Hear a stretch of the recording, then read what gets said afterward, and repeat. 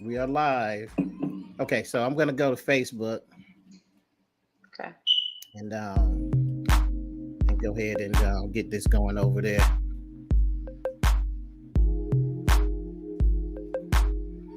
And if you see it on my page, you can go ahead and pull it. Okay.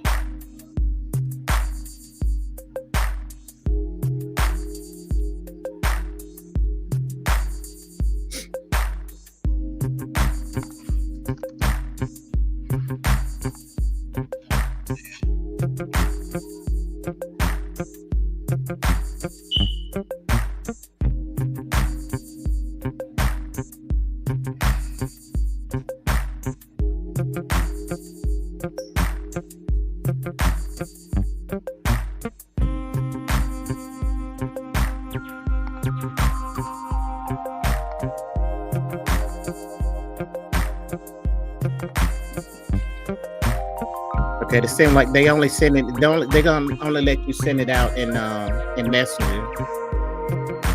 Let you send what out in Messenger? The live? Yeah. I wonder why it's so restricted like that. Yeah, they started this a couple of months ago. Because the link isn't available to me. Look on your message. Look on. Yeah, I am in my Messenger. And it says not available. It says attachment unavailable. What? I know. Okay, look on my page and see, but you're probably not going to be able to. I'm on your page, yeah.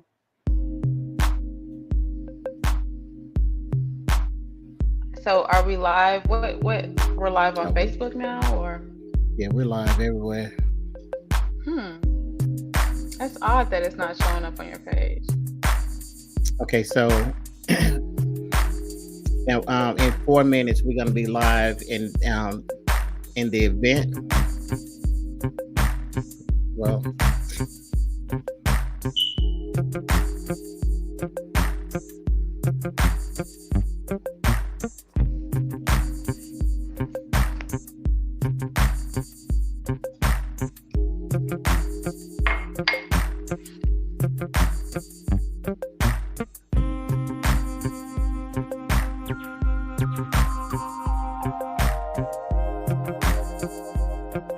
but let's see.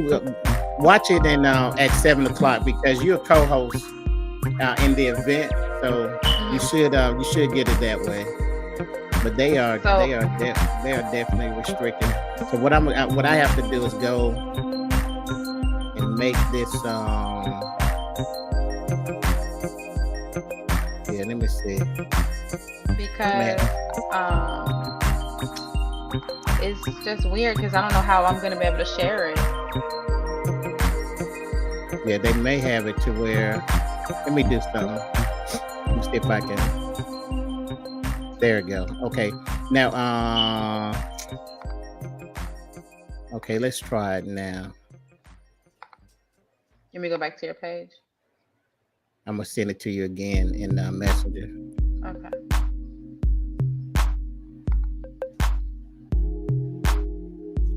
Let's see if it's available now. Okay. Yep. It's good. Okay, gotcha. Okay. Yay.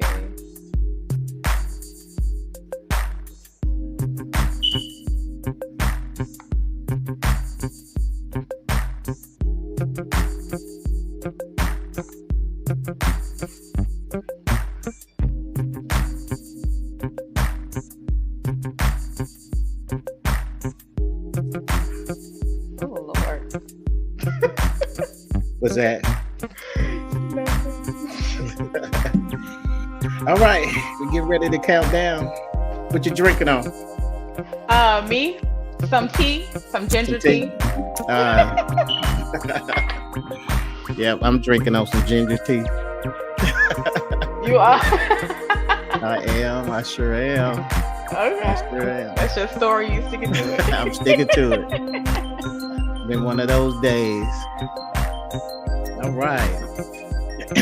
Well, We're finally made it. We're here.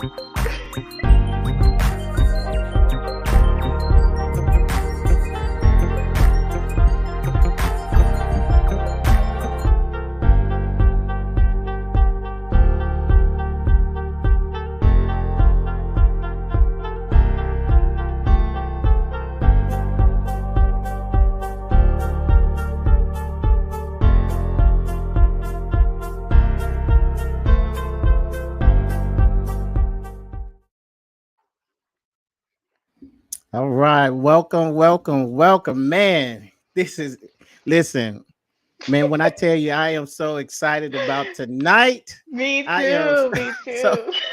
man. This is. I I don't even got know how to goosebumps a describe it. little Yeah, I in did it. too. I did too. I did too. I ain't gonna even lie to you, man. This is good, man. Listen, guys. First let's take care of some housekeeping. Listen, make sure as you come in, make sure that you like this broadcast. Make sure that you share it out. Listen, this is going to be the one that you definitely want to share out because we're going to be talking about gender wars and we're going to be talking about gender roles. And guys, listen, this is going to be so needed for the time that we're in right now. And I'm gonna be honest with you. There is absolutely I mean, I can think about all the people. I can say, man, you know what? I can sit down with Oprah. I can do that. I can sit down with Oprah. But I don't even think Oprah would be able to do this subject any good because Oh. the only person that I know that can really handle this is my girl Brianna. You know what I'm saying?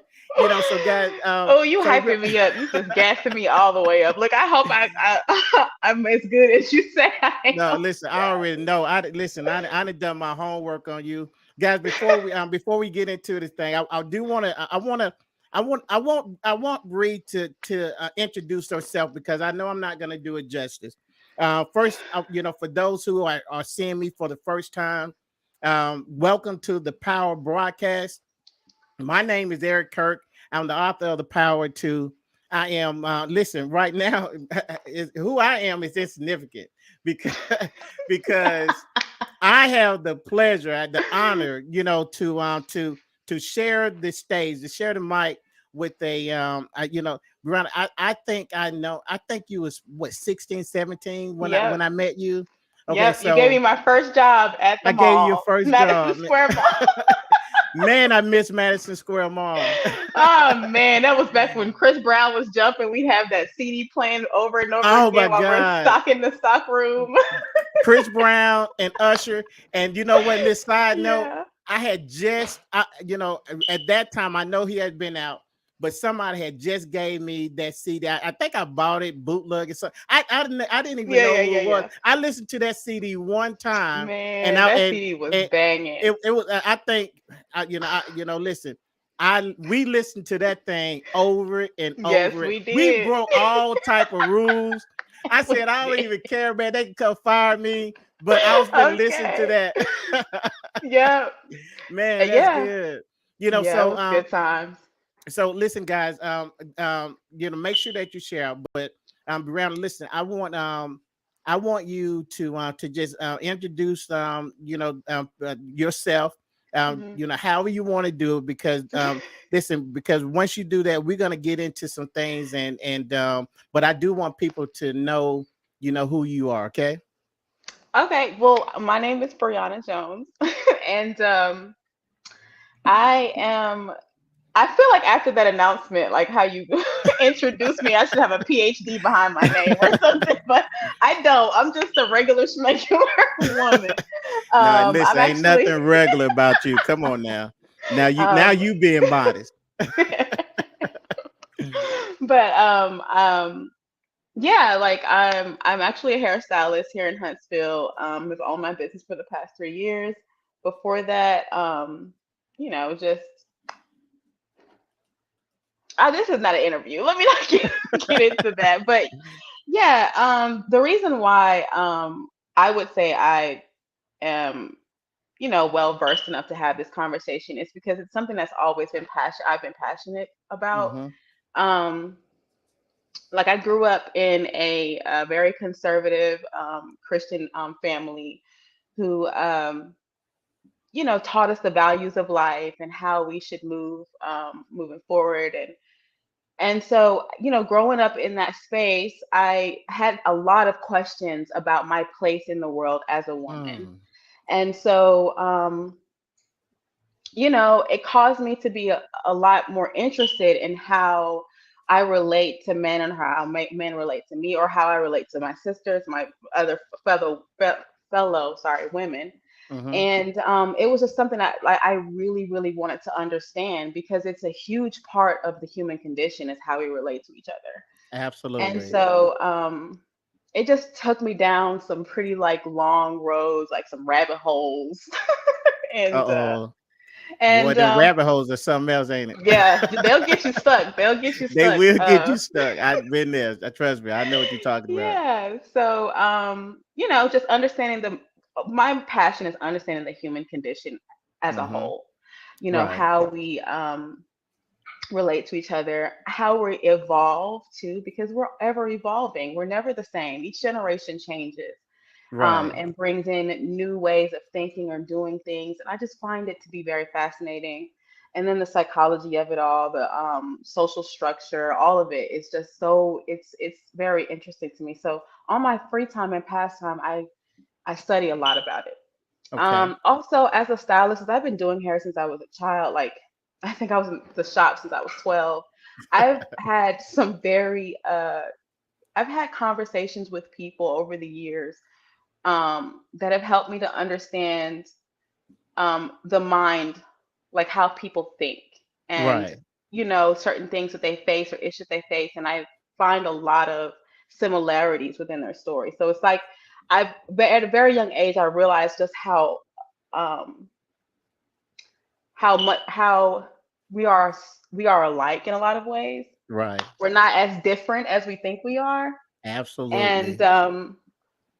so yeah, I think that's basically why we're here. Why And we're having this conversation. you said something that was very key, and I don't even know if you really picked up on it, but you talked about your time in the salon and how you talk, you know, you which you talking to your clients. You had a baseline and you was able to do case studies, because if when these PhDs that you talk about, they have to have the subject matter. They have to have a random group of people, okay, Hmm. that they can ask random questions to, so they can get, when they start talking about 70% of this is, whatever, it's Yeah, yeah, because yeah, they sent those questions out, or they had that group.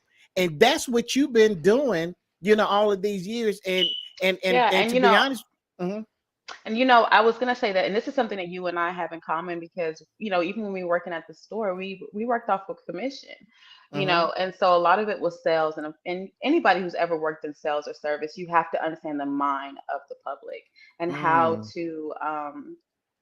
how to appeal to their needs, to create a sense of urgency and get them to close on a deal.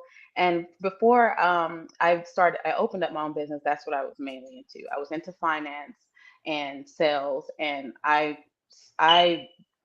did very well in those positions, because one of the main things for me was understanding the person in front of me, um, how to quickly find out who you are, what is that you want, and how I could meet your need.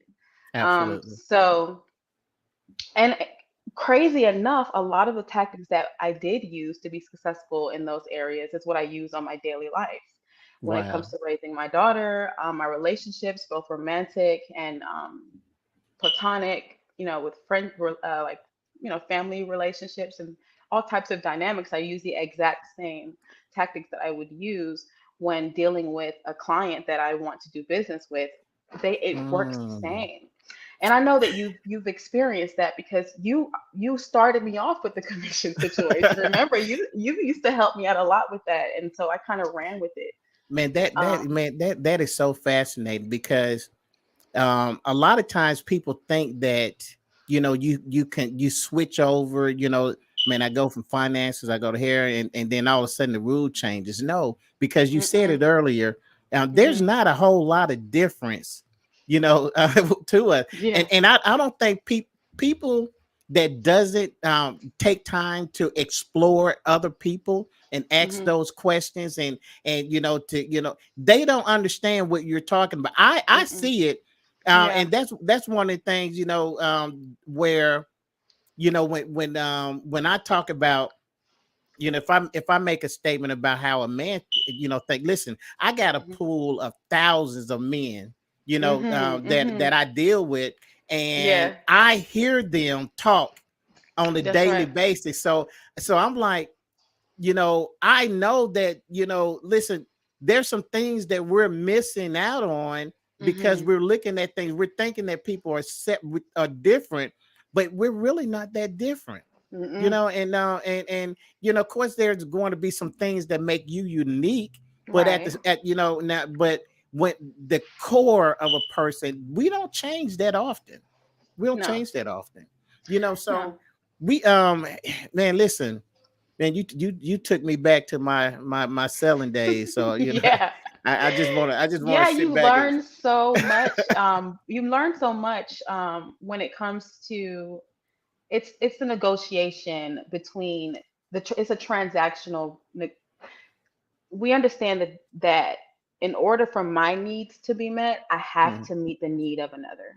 Absolutely. In order for me to benefit, I have to be a benefit to someone else. Mm. And that we learn that in sales, but sometimes when we get into these relationships, we totally forget that all of our relationships are just as equally transactional. And it sounds daunting, but the reality of it is you know that's just how it is. But what were you No, gonna I say? mean, no, I'm with you. I'm just, I'm a man in half five, and I'm doing all of that. You know what I'm saying? I really want to Yeah, I jump mean, out this you're seat, right. because what I'm hearing is that, my mind started going. I'm gonna tell you, I'm gonna be honest with you. Tell me. I went through yin and yang. I went through Mhm. reaping and sowing. I went, Mhm. and I started thinking, like I said, well, man, if this is true, Mhm. then you know, um, you know, we have if everybody just got that, what I'm Yeah. saying, I think that'll solve a lot of our problems in a Yeah. Yeah. Yeah. relationship, Yeah. because you can't, nobody wants to always be given and never receive Right. And never anything. receiving. You know what I'm saying? And It's then not even, and it goes even deeper than that. It's not even that they want to. It literally cannot work that way. it cannot work that It way. cannot work that way. Wow.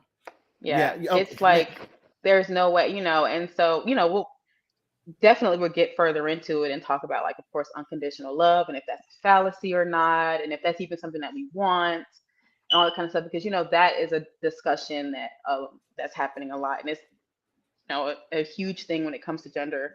Um, the gender war now is saying that men want this but don't want to give that, and women want that and don't want to give this, and things like that. And so, of course, we'll get further into that, but I'm ready. yeah, I mean, I'm ready.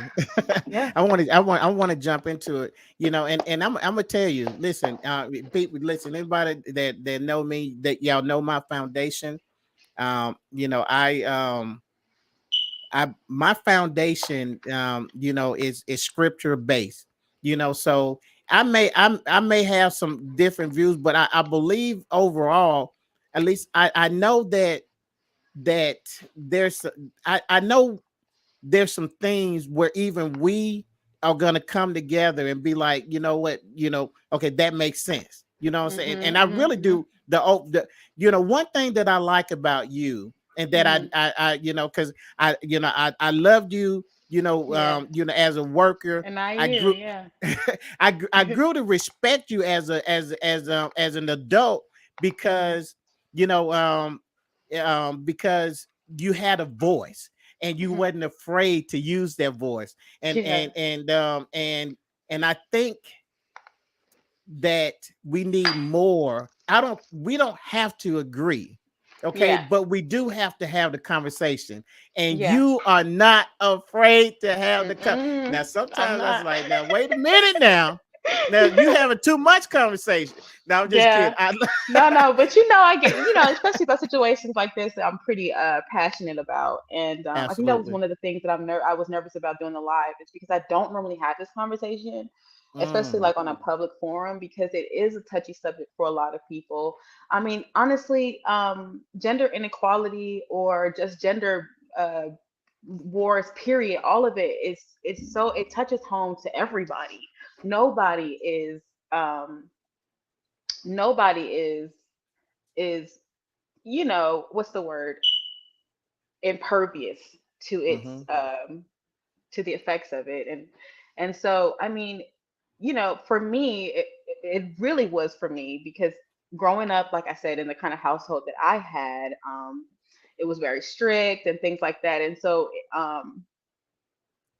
it's always been a point of contention.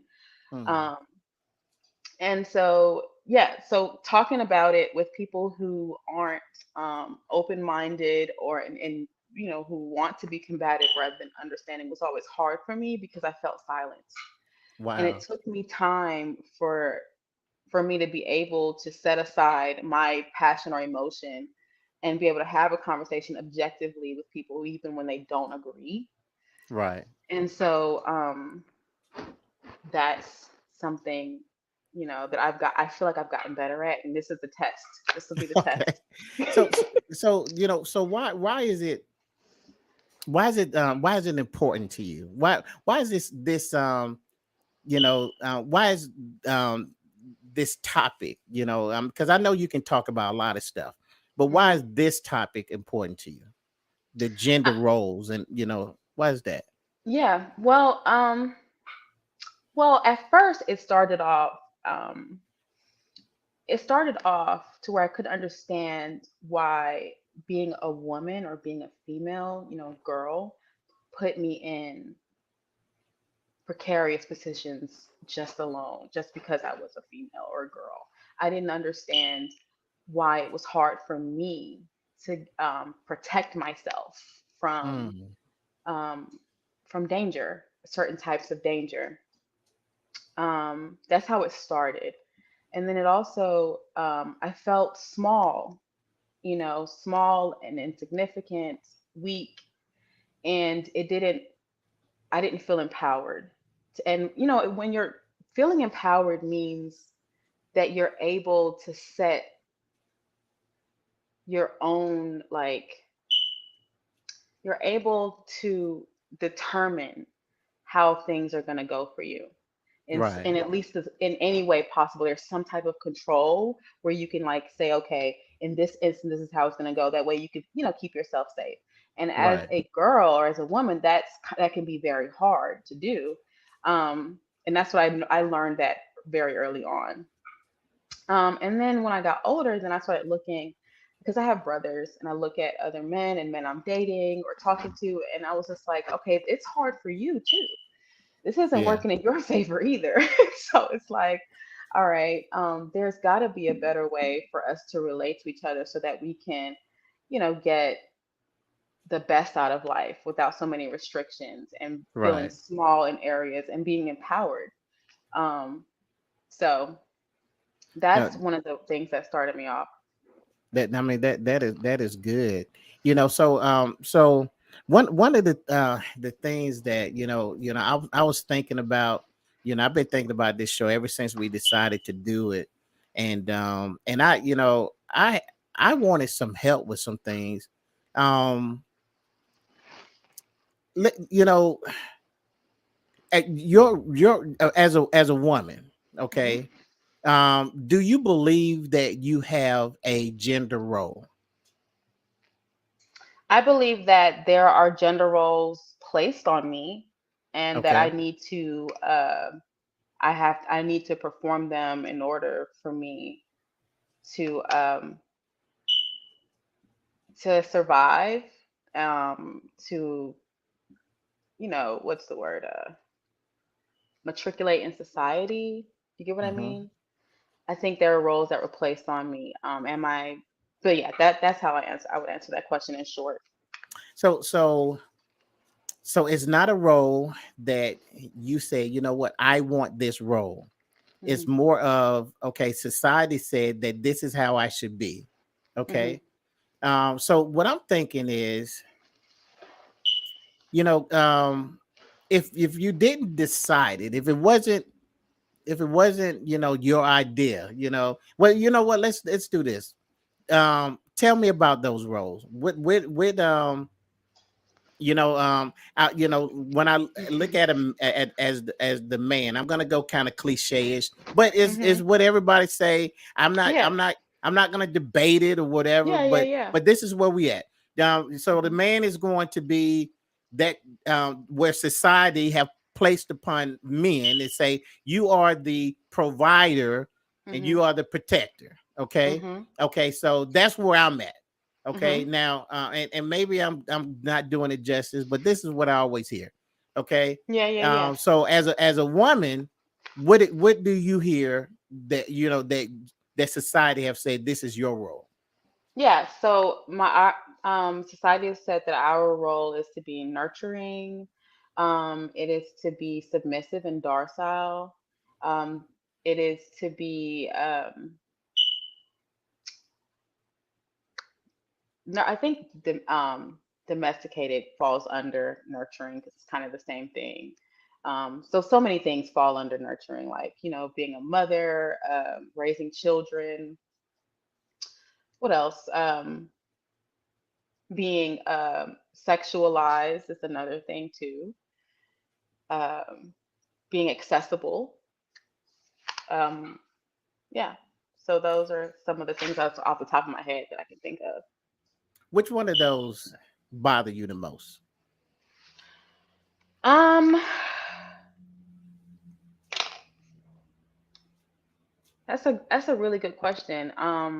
Because it's not about it's not about it bothering me, and so but it's about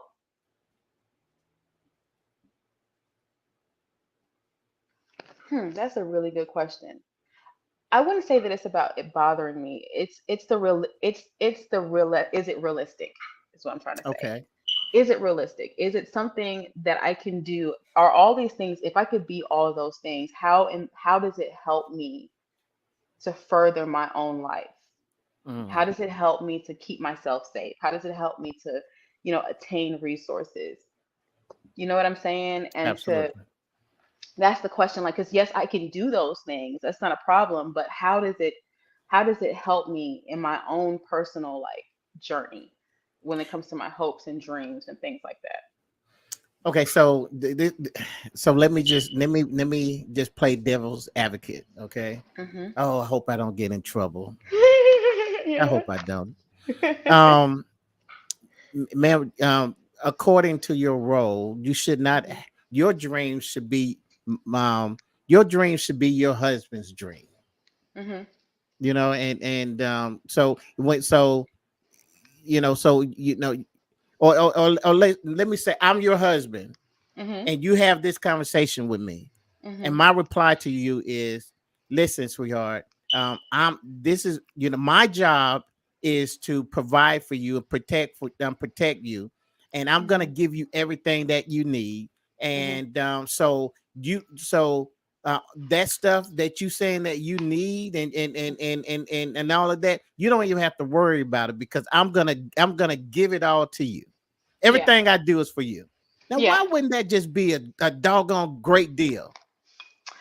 Well, well, and you know what? That sounds easy. That sounds great, right? But the only problem with that is so when there's only one person who's deciding the trajectory of the relationship, or the family, it's only limited to his imagination. We can only Hmm. go as far as his mind can carry us. Okay. But the reality of it is, if you're dealing with two individuals who have imaginations and want and can like add to the vision, the sky could be the limit. Now you've got two people's minds who move things forward. It's kind of like a business, like if you're running a business. Hmm. If one person, like let's just say the CEO is the only one who's the visionary and everybody else is Right. just doing the work, then the company can only get as good as as his vision. You Right. get what I'm saying? That And I'm so with you. the reality of it is it's like, okay, that sounds easy, but is that actually sustainable? Okay. Right? Because if that one person is comfortable, but I see areas where it could be improvement, then it's a missed opportunity for that for growth and evolution Okay. within the family. Okay. You get what I'm saying? So, I'm mhm. I'm gonna look at these this comment. Okay. You got a cheerleader. I do.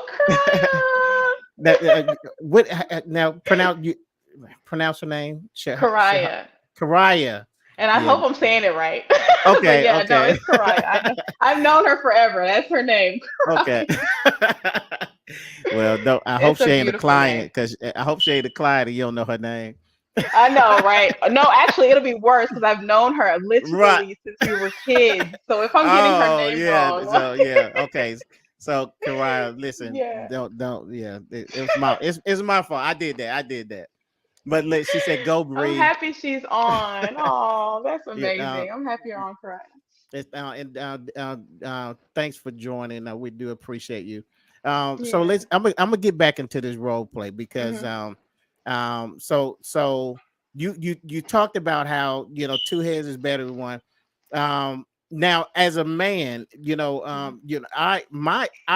I have to take on leadership. Okay, Mhm. see this is what I want you to understand, wife. Yes. The success of this family lays on my shoulder. Yes. Okay, and if it fails, people are going to be looking at me and saying, you failed your family. So I understand what you're saying. I do appreciate you, and I thank you for wanting to help me. Mhm. But at right now, what I really need you to do is just support me in what Mhm. I'm doing. Yeah. And you say, Yeah. And I say, forget them people. I say, yeah, forget those people. And the reason why is because I don't feel like it's a human. It is dehumanizing to put a man in a position where the entire success of a family is on his shoulders. It is my. impossible for him to play that role and do it successfully. Because think about it. The only reason why we couple in the first place is because we can't do it by ourselves. So, what Absolutely. sense would that make to couple in a relationship and still do it alone? Next, I would say is because it is completely unrealistic to believe that all of the responsibility can rest on a man's shoulder, man or woman's shoulders, and they still have room to be vulnerable with their Mm. partner. It's almost like a parent-child relationship. Um, and I'm gonna talk because I have to run and get my batteries going dead. So give me a Okay. second, but I'm gonna still talk though. But Okay. but it's completely unrealistic. Like for instance, if oh shoot, I have to take out the wrong plug. Oh God, I'm trying to figure babe, out why babe will fix it. how we still seeing you. Huh? You got on AirPods? Yes, I Okay, got because on AirPods. I'm like you got a superhuman speaker I or know, something. right? I got a big mouth. Oh, okay, great. But Okay. yeah. So no. So yeah, it's completely unrealistic for him to be in that position and not and for him to be able to be vulnerable and seek support, not real support, especially not emotional support in that when he's in that position. Because think about it, what you're describing is, like I said, um, a child parent um, dynamic. So like Right. for instance, it's our job to keep our children safe, to provide for them.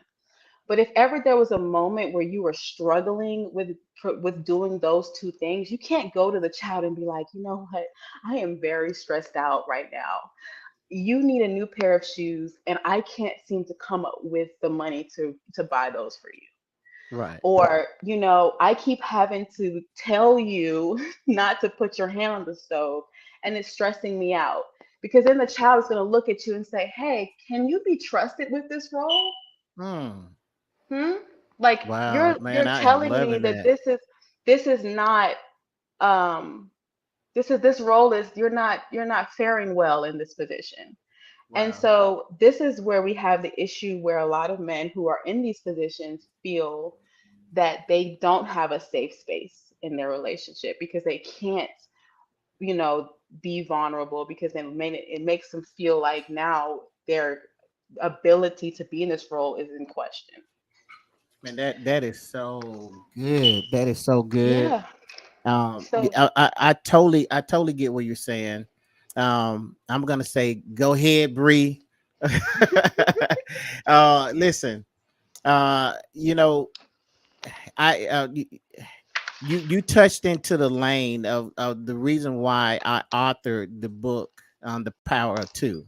mhm, The essence of what you just talked about is, is what is the reason why that book, even came, about, and then and all the only thing that I'm simply trying to do in mhm. that book is to show how we're better together. Yeah. It's simple as that. I believe that it goes, it was the original plan, and then, and so now let's fast forward, let's kind of go into, the uh you know because I understand the gender role, okay? Mhm. Now, and let me just say this, because I'm just gonna go ahead and put this out here. You sent me you sent me a video, a couple of days ago, maybe a week ago, and Yeah. it was such an eye. Powerful. Oh my god! I mean, it really changed. Yes. Well, it didn't It'll. change, but it gave me a whole new direction. It Mhm. gave me it gave the message that I had. It gave it even more of a purpose, and it was like it answered questions that I didn't even know that I was To asking. ask you exactly. know, Yeah. and Yeah. and Yeah. and I believe this of every man that's out here that's listening now, that's going to be listening later. Every woman, it doesn't matter, but I'm gonna try to break that down, and then I Mhm. want you to I want you to do it. Okay, Mhm. let's get LaDonna. Listen, she another sweetheart of mine. Y'all too. Oh yeah. That's Yeah. my road dog right there. Hey, LaDonna, listen. Listen. That's You my can partner in crime. listen if you want to join. We can send you a. There's a link. If you Mhm. go to the event, there's a link where you can click on, and you can be a part of it. But and not just LaDonna. Anybody want to be a part of this broadcast? Yeah. Oh, that'll be good. You can come in. But what did she send you? Okay, no, I hadn't even got to it yet. I'll send Uh, it to you, Donna. I'm gonna send you the. It was a TikTok girl. It was a TikTok, uh, and we're gonna get into it. But I'm gonna send it to you. It's so good. of all things, it was a TikTok. Yep. Yep. Thank God for TikTok, because, and like I said, Right. I'm gonna take a crack at it, and then I want you to just pick up where I messed up at. Yeah. Okay, but Yeah. what this is what I got from that video. That is not about a gender role. It's about what is it that you need to do. What is it? And this is how I explained it. I asked the question. I said, um, my job is to provide and protect. Okay, but Mhm. if I was being robbed, okay, and I'm gonna ask you this: if I was you're my wife, we role playing. Mhm. I'm being Okay. robbed, Mhm. okay, and so this guy, he's just say he's beating me up. Mhm. You're my wife. Mhm. Would you not step in to protect? Absolutely. Okay, I'm gonna. I got. I would get a brush or something. Something. you're gonna do something. And Get at that off point, him. I mean, you know what? Even if your only protection was to scream at the top of your lungs That's and right. and ask for help, that was protection. To me, Mhm. that's like to say, well, that's his role, so I'm gonna Mhm. just sit back and do nothing. Mhm. It didn't make sense to me. When and No. it, so okay, so I'm heading to work. I get in a car accident. Now I'm paralyzed. Right. All You because you didn't want to. no, no. Let me help you. Okay, so I gotta protect now. Now I want to deal with providing. I can't Mhm. provide for you now Mm-mm. because I didn't been I'm paralyzed. Mhm. Are you telling me as my wife you would not provide for me? Mhm. You see what I'm saying? So that's why it doesn't make sense, because when the situation changed, when the situation said, you know what, I need you, we're gonna have to shift some things around. Then Mhm. in a relationship, you should be able to shift some things around and make this relationship work. And I'll give you one more, and then I'll hear from you. Okay, so let's say, so you say, well, a woman is, she's her role is to be submissive to her husband. Mhm. Okay, another word is saying she's supposed to follow him. Mhm. Okay, so let's deal with that. Okay, Yeah. so you know what? I'm horrible with money. I'm horrible with accounting. I can't balance a check. I can't do nothing, none of that. Mm-mm. None of that. You majored in that, wife. So you Right. telling me as a man that want a successful family, you telling me I would not yield to my wife Mhm. that has degrees in accounting and can make this so it does the gender It happens roles, every day. it happens every day. It does. So when we talking about this gender role or gender war, the war we got to deal with. And what time is it? Okay, so we got 20 minutes. Okay, and we got Okay. to deal with the war. Okay, but Okay. Okay. but Okay. but let's talk that video. You tell me, Mhm. what did you see about that video? That video, well, it was Charlemagne on his show. He brought a guest in, and he was basically the guest was saying, well, Charlemagne asked the guest, how do you define a man? And Mm, the guest was like, men are undefinable. You thank you, cannot define a man. You cannot define masculinity. It my is lord. I want to shout. right. He was saying that it once you define a thing, then it's stuck in that box. Oh Like my this, that's lord. just what it is. So when you Mm, mm, tell mm. a person or you say that, men are protectors and providers, and that's the only role that they play and they become comfortable in it. And so when you need them to be anything else, they're short circuiting. They're like, no, that's not what I do. I do this. Yeah, Okay. Like you may need that, but that's not what I do. I'm, that's not I'm what I here. This is my do. lane. Because you And said so oh my God, I want to shout. he was saying that um men are multifaceted, they're multidimensional. Mm, mm, They have the ability to be whatever they need to be for their families or just for even for themselves. And to try and define something so like vast is isn't it's just not realistic. it's not realistic, and my God, it's not even necessary anymore. It's not You, necessary. that was such a freeing TikTok. It was. It It was was so freeing. free It was because amazing. because I have asked this question many occasions, and I'm talking about some of the fierce, debaters, and I, that and I'm being funny when I'm talking about debaters, but I'm just talking Hmm. about if I see somebody that's posting and they're saying, well, if he was a real man or a real man would have done Oh this, man. so That is the most that right there makes me itch. wow, yeah, It does yeah, every time I hear it. Even when I hear it amongst my friends, like a real man, I'm like, wow, okay, because the reality of it is what you're describing is a man that's suited for you, thank that you. works for you. That doesn't define what like what an actual man is or what all men are. That just defines what you want in a man. Ex- Man, And yeah, Bree, you ever seen? It's something that's been happening lately. when there's a woman that's saying something that's so good and they say protect this woman at all costs.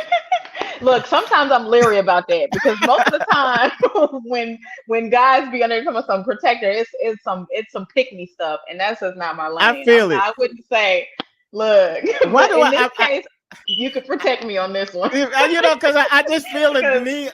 Listen, I feel a need to say that.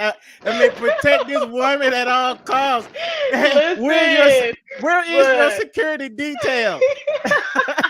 we cannot. That no, but mentality has to be. Listen, and I'm being funny, but I'm being serious because I see. This is what I believe. I believe if we can just start teaching there, hmm if we can get out, if we can get out of the gender role, then by default there will not be a war.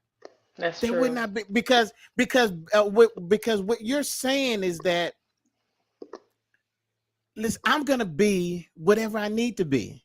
hmm But So if you do realize that what you're describing is a more contemporary way of viewing a relationship. There is hell, nowhere behind us that views relationships that way. It's not mm, traditional what we're discussing. It's not conservative. It's nothing. It's not like, oh, I want, a relationship back in the 60s and things like that. What you're describing is a whole new way of doing things. yeah, And I'm sorry. Let me say this. Because I totally get what you're saying, because it's being talked about, it's been verbalized. mhm, But there's a place where every man has we have this war in ourselves, between, are we Superman or Clark Kent? mhm, mhm, And essentially we already knew it, okay, but we didn't know how to articulate it. We mhm, already knew, you see me as Superman. I mhm, know beyond a shadow of a doubt that I'm Clark Kent. I mhm, have done some things. I have leaped, tall buildings, and I have ran faster than a speeding bullet. I have mhm, done those things, but it doesn't define who I am, because mhm, as soon as you call me faster than the locomotive, today I may not feel like running. mhm, So today I'm Clark Kent. So am I still not the same person? And see, that's the struggle that we have. See, it's free, because see, now we can talk about the fact that we are multifaceted. We don't really have to buy into, I'm just the protector and the provider. mhm, Man, I can be the stay-at-home parent. You know what I'm saying? And it mhm. doesn't lessen me at all. At all. But that's something that I feel like most men have to come to an understanding about, because the reality of it is, it's your brothers that give you the most hell. Abs, come on now. Yeah. It's your brethren, because I mean, because women, we kind of get it, like, we kind of get that. Now there are, and I'm not trying to say that, I'm not trying to generalize women either, but what I'm saying is that, I'll give you a prime example. Hmm. Um, we've been saying for years that we want guys to start looking at us and looking at our minds and how we think. Stop looking at our double D's and our waist size. We need you to, get to know our personalities and care about us. And guys used to make jokes about it, like, "Oh, Okay. she has a great her double D's make her have a great personality," and it'll be jokes and all fun and games, right? Right, right. But now we're moving into an era now where most guys are like, I need someone who's smart, not just pretty. I just, I now that I'm an adult and a grown man, I'm realizing that a lot of y'all pretty women don't come with any substance. Blah blah Mm, blah. And now it's like, okay, now it's a dig, as if it's the woman's fault why they have overlooked their mind over their bodies. And it's like, mm. no, we've been telling y'all that Wow. was What? not a good So idea from so the very so start. we Okay, now So I need you to reiterate, because are you saying that we created this monster? I'm saying that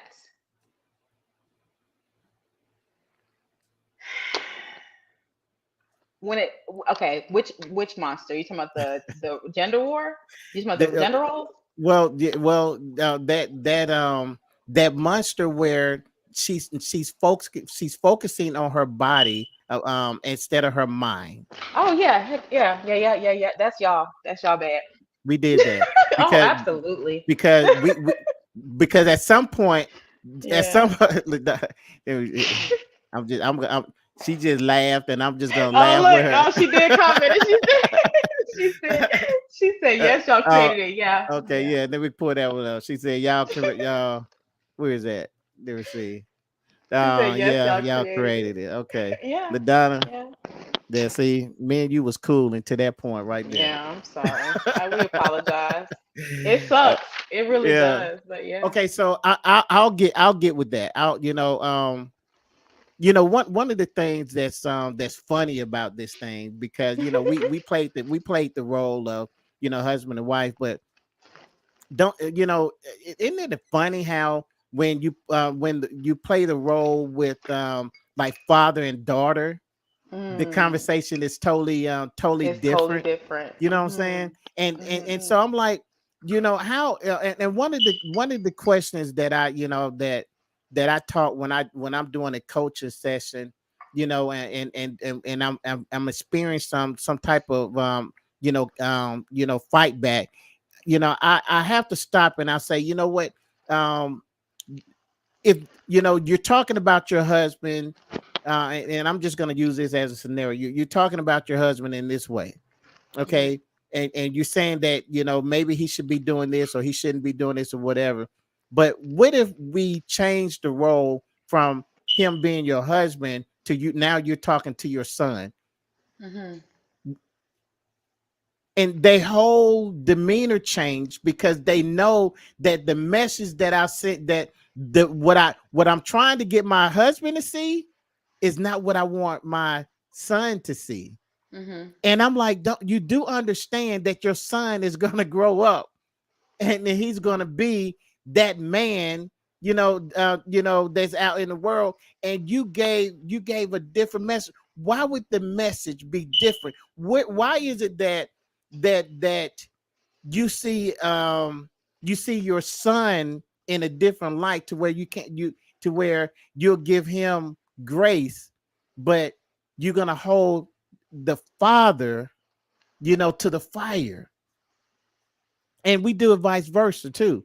Mhm. The guys do. Okay, let's say their mother. Man, don't you say nothing about my mother. You know what I'm saying? Mhm. But yet Mhm. still, you're gonna mistreat your wife.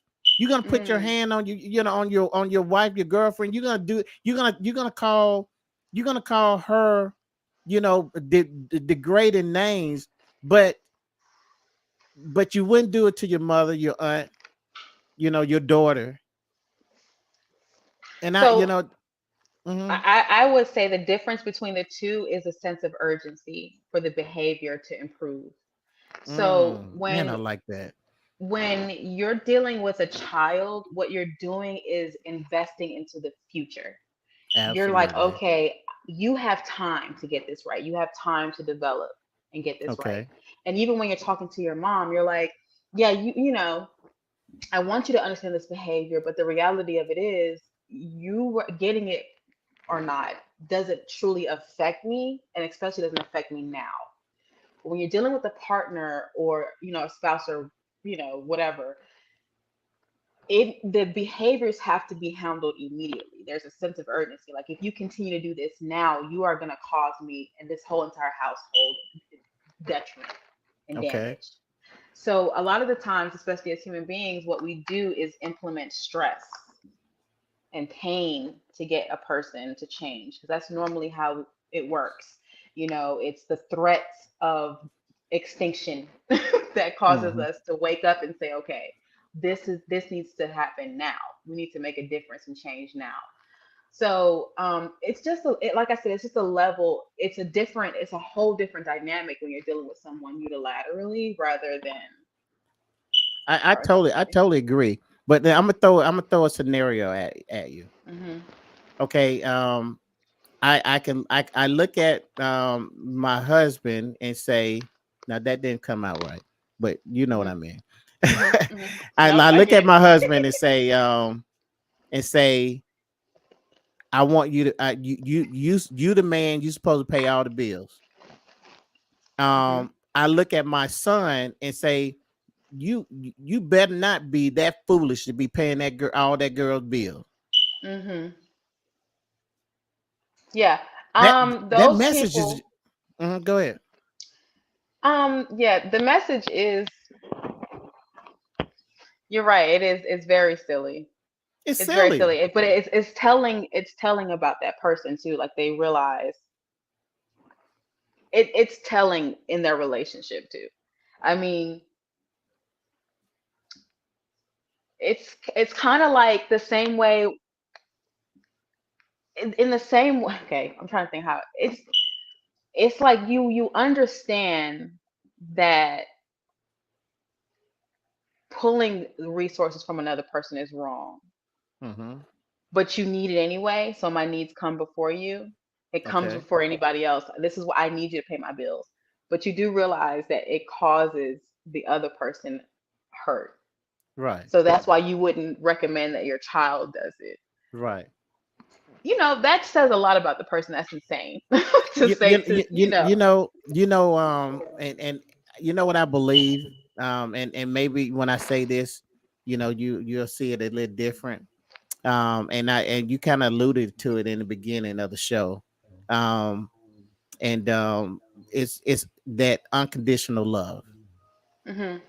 And I believe what's happening is, I'm gonna be straight up, man. I know what's happening. She's loving her husband with conditions, Hmm. and she's loving her son unconditional. And Hmm. that's where these problems come in at, because um I wouldn't say that she's loving her son unconditionally. I think that she just wants her son to be privileged.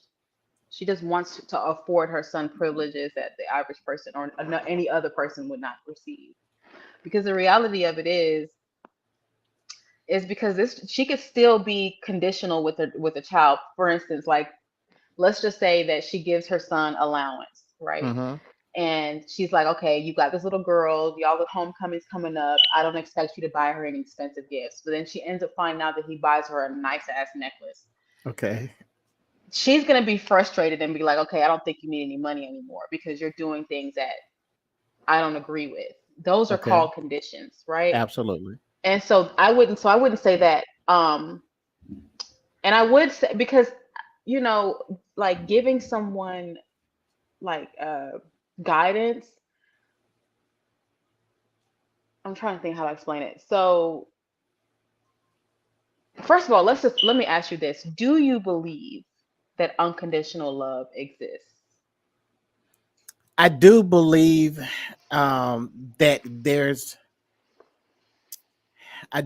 that there's a place where we're called to unconditional love.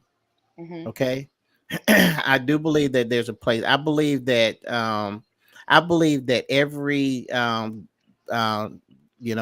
based, I'll just say God based marriage, is called is for unconditional love. Again, and I'm gonna even deal with unconditional love too.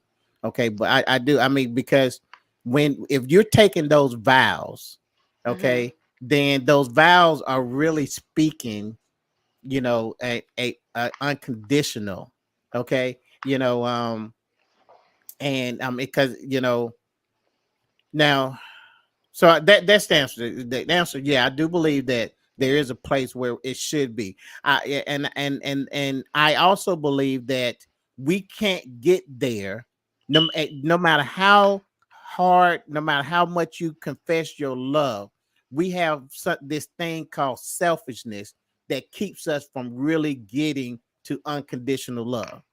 Okay. Mhm. Now, so Because if you're looking at the vows, if you're looking at what you're actually telling your spouse, what you're saying, listen, man, I am going to make a vow to you, wife. I'm going to make a vow to you, husband, that I'm going to do this. I'm going to love you. I'm going to honor you. And, for sickness and health and death do us part.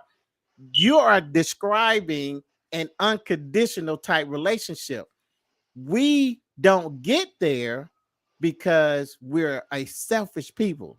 Okay. And then, let's side note, and this is a whole another conversation. But I'm gonna throw it at you to see how you see what you bite it. Men don't want unconditional love. Men want unconditional respect. Mm. And the reason why, and I'm not gonna go because we can be right here for a long time, but it kind of goes into what men is receiving in a relationship, and why we hold back certain things is because we're not getting those essential foundations. And I'll just say this, and this will kind of put it in perspective. Respect to a man is just like love to a woman. You know what I'm saying? And so when you don't give a man that respect, you know what I'm saying? I don't care if it's in it, you can put him in any type of relationship. It can be with his homeboy. You know what I'm saying? If I'm not getting respect, then we don't have a relationship. You know what I'm saying? And honestly, I don't really care if you love me or not, but you will respect me. Okay. Listen, and I'm gonna let you speak, but LaDonna said accountability, and we got we got a lot of hairstylists here. She says these things are facts, not a state of No, being. I'm these sorry, things I are can't acts. read. These No, are you're good. these. This is, man, hey, it's been a long day. I'm sorry. Yeah, you're good. You're good. These things are acts, not a state of being. Mhm. Hey, you know what, T? Explain that to me, and because I love to hear from you, but I promise you, yeah, explain that. Now, Brianna, you was about to say something. Go ahead. Yeah, I was gonna touch back on when we were talking about unconditional love, and we were talking. You said about marriage vows, and that we took these marriage vows, and if we stick to those vows, it'll be unconditional love. Is that what you were saying? Yes. So the vows are the conditions. The vows Okay. are the conditions. To be Okay. faithful, to be loyal, to be stick with me through thick and thin. Those are conditions. If you're in a relationship with a person and they decide to completely deviate from the vows, right, and just completely destroy any idea of there being any conditions, you mean to tell me that the one is supposed to stick there through it all? So that that's literally that's the definition of conditions, to say, Well, okay, I this is get it. what you and I are doing, and so as long as we're doing that, we're good. Right. That's the conditions. That And I mean, then, yeah, go ahead. Go ahead. Go ahead. Finish your thought. yeah, because without conditions, there is no way to ensure reciprocity within the relationship.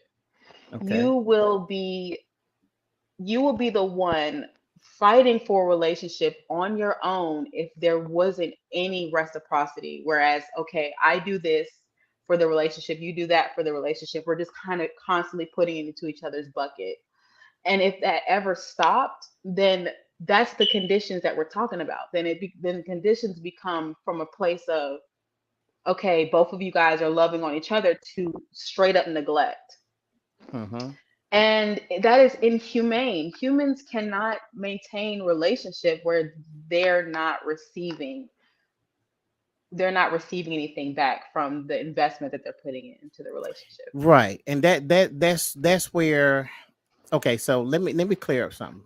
Okay, Hmm. because you did quote me right. I just did not quote myself right. Okay.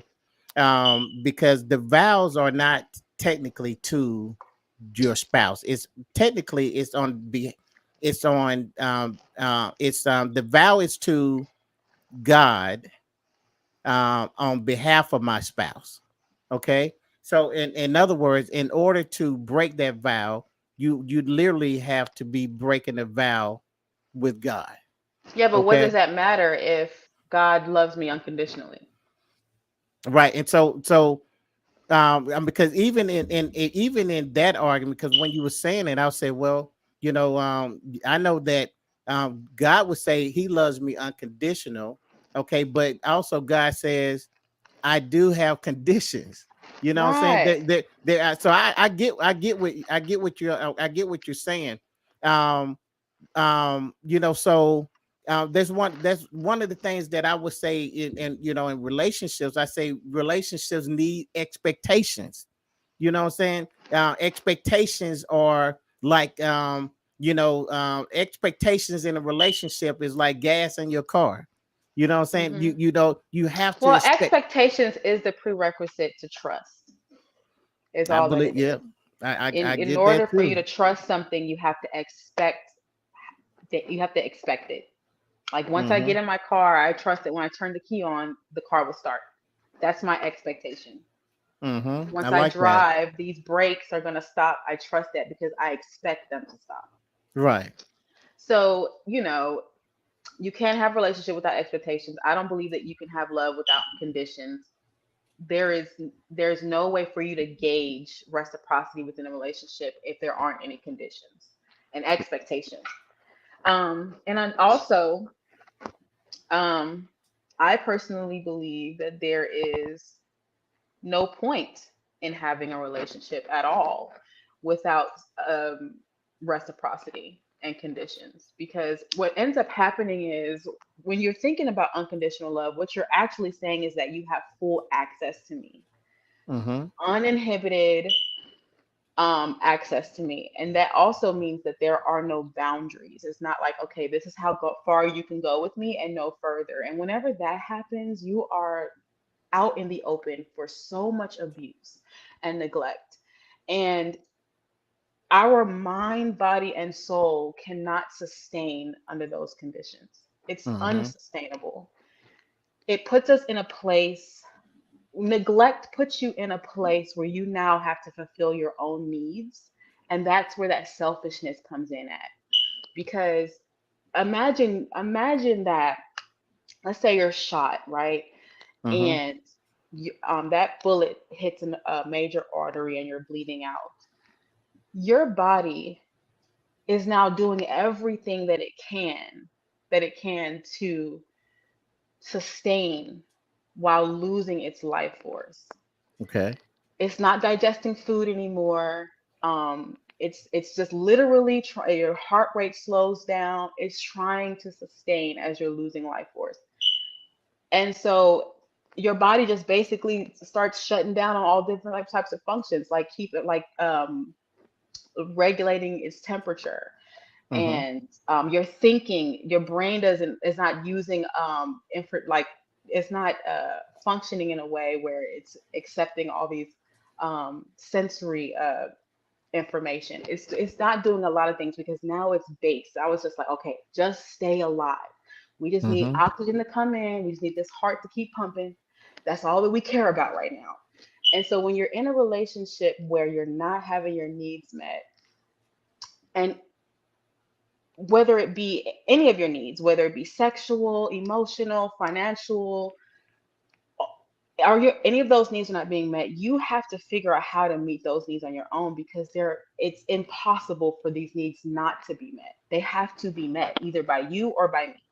Okay. And so that's how people get into a place where they're just inward and they're focused on ourselves, kind of like a turtle goes into its shell. It just focuses on what do I need to do to have this need met. And that's where you get the selfishness from. Right. It's impossible for a person to be in a relationship where their needs are not being met and they not turn inward, either in a Hmm. destructive manner or in a recovery. Well, both of them could be recovery, but it just depends on the tactic, and it also depends on the need that's being ignored. But right, so I mean, like I said, and then it comes to a point where you look at the relationship and you're like, why are we doing this again? What is the point of this? Why are you here? Yeah. You know And, what I'm and saying? right. And this and so right here is when you're going to say, okay, because my needs are not being met, now I'm going to invoke these conditions. Okay. No, no, no, no, no. The conditions are invoked from the very beginning. Okay. The conditions are invoked from the very beginning. Now that my needs are not being met, now I you lose access to me. So so in the beginning, I said, here's the conditions that Hmm. I'm going to love you no matter what. Okay. Those was the conditions. Now, and No, this is that's not a condition. I'm gonna okay, okay. This is what a condition is. A condition is okay. Let's say that in the beginning, you guys are sitting at a table, you're having a date, and you tell a person, hey, I I am a hypersexual individual. hmm I need to have sex with or have intimate relations with my partner this many times okay. for me to feel safe in the relationship. Let's just use that because everybody relates to that. Okay. Let's just say that in that table, you and I come to an agreement that that is a reasonable expectation within a Okay. relationship. And then let's just say that that is the condition. The condition is I will remain happy in this relationship if this is being provided to me. Okay. Then let's say that in the relationship, it starts, you guys start dating more, you guys become, together, whatever, whatever, and then you guys get married, and then that need is no longer being met. hmm Okay. That's what I mean by conditions, because now it's like, okay, my need is not being met. Now I'm starting to, of course, because it's not always just one thing. It's never just the one thing. Normally, it's a trickle down effect of multiple things that start to withdraw from the relationship, and then the person is just like, you know what, I can no longer continue to give you access to me because I'm not gaining reciprocity. So So that's more so what it looks like. okay, because see, what I'm looking at is the difference between what you're saying and what I'm saying is Hmm. that you're basing it those conditions off of what you want in the relationship. Hmm. Okay. And what I'm saying, I'm basing it off of what I'm willing to give in the relationship. Because when you give those wedding vows, you are proclaiming that this is what you're going to be doing on behalf of your spouse. For your spouse, right? Right, for your spouse. Hmm. You know what I'm saying? This is what I'm gonna do. God, listen, we are gonna do this holy thing. Hmm. Okay, we're gonna do this holy union. Okay, Hmm. and I promise this, that this is what I'm gonna do. Hmm. Okay, this is why that that whoever says repeat after me. Okay, Hmm. and you open up your mouth and you repeat these vows, and those vows have they no they don't say, well, this is what I'm going to want. Hmm. Those vows are saying this is what I'm going to be doing, this is what I'm going to Hmm. give. Okay, so that conversation about what I want, I will say that before you get to marriage, you should have those conversations, because That's true. But those are the time. what threw me off is when you said that the vow is I will love you. I will love you unconditionally. But what I'm trying to say is that realistic? Can you actually say that to your spouse and mean it? Could you hold that up? Yeah, I believe so. I believe so. So I let's just say and go ahead. so let's just say that you are with your spouse and you tell them that you love them unconditionally, and then they start treating you like absolute trash. Like this, boom, boom, boom, like spending all your money, talk for men, different men coming in and out of the house. This totally disrespecting your children, all of that stuff. You mean to tell me that you're gonna sit there and be like, baby, I love you unconditionally still because I took a vow 20 years from ago to love you, and that's what I'm gonna do, babe. I don't care. You can throw hot grits all over me, babe. I'm gonna take it, babe, because God knows that I'm gonna keep my vow. Yeah, Can yeah, you see yourself doing that? yeah, yeah, yeah. That's easy. That's easy. That and hold on, let me look at Ladon. Ladon, let's see what we got. Can people continue to give and give and not receive some kind of validation or Validation. Hmm. confirmation and stay And happy? Can stay they happy. That's continue? the question. Yeah, I mean that's legit because um um you know, and that goes to what you really just asked me. You know what I'm saying? How if your needs are not being met, can you continue? You know, Hmm.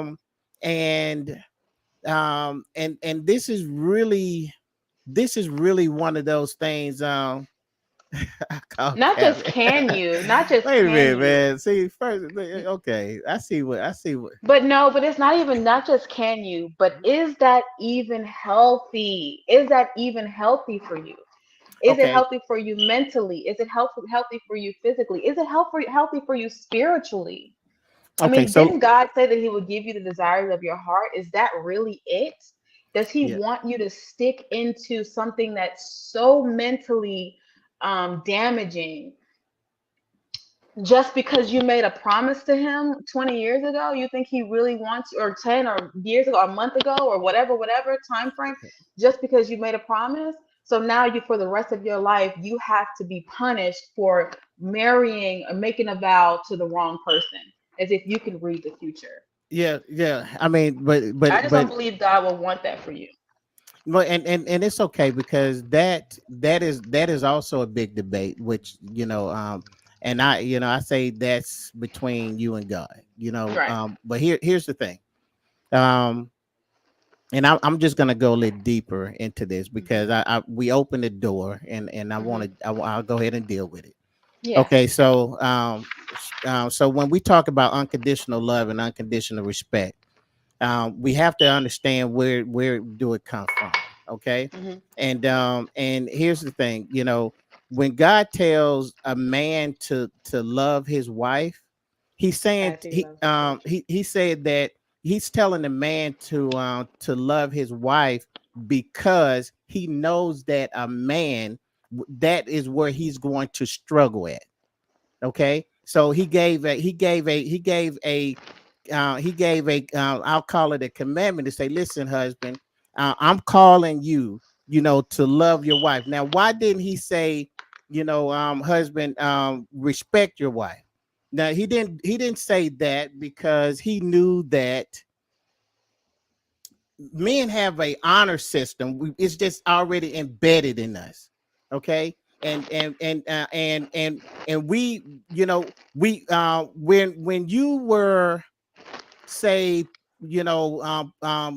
playing with dolls and and playing house, wherever that the case is, not demeaning anything, but we were out and we was out and in the streets, and we knew as being young boys that there was a code.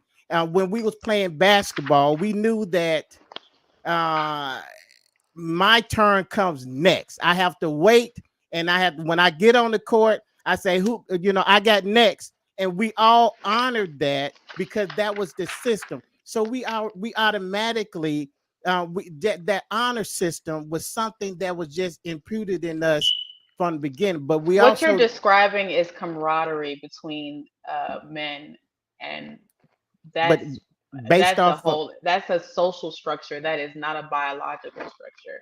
But men are not biologically to be one way. They're societal. They have been programmed to be that way because of societal norms. Just even like bringing up the doll babies, it's very hard for me to find a toy gun that's pink for my daughter because they market specific toys to girls and specific toys to boys. That is not a genetic setup, that is a social structure. And same thing when it comes to playing sports. They are gender segregated.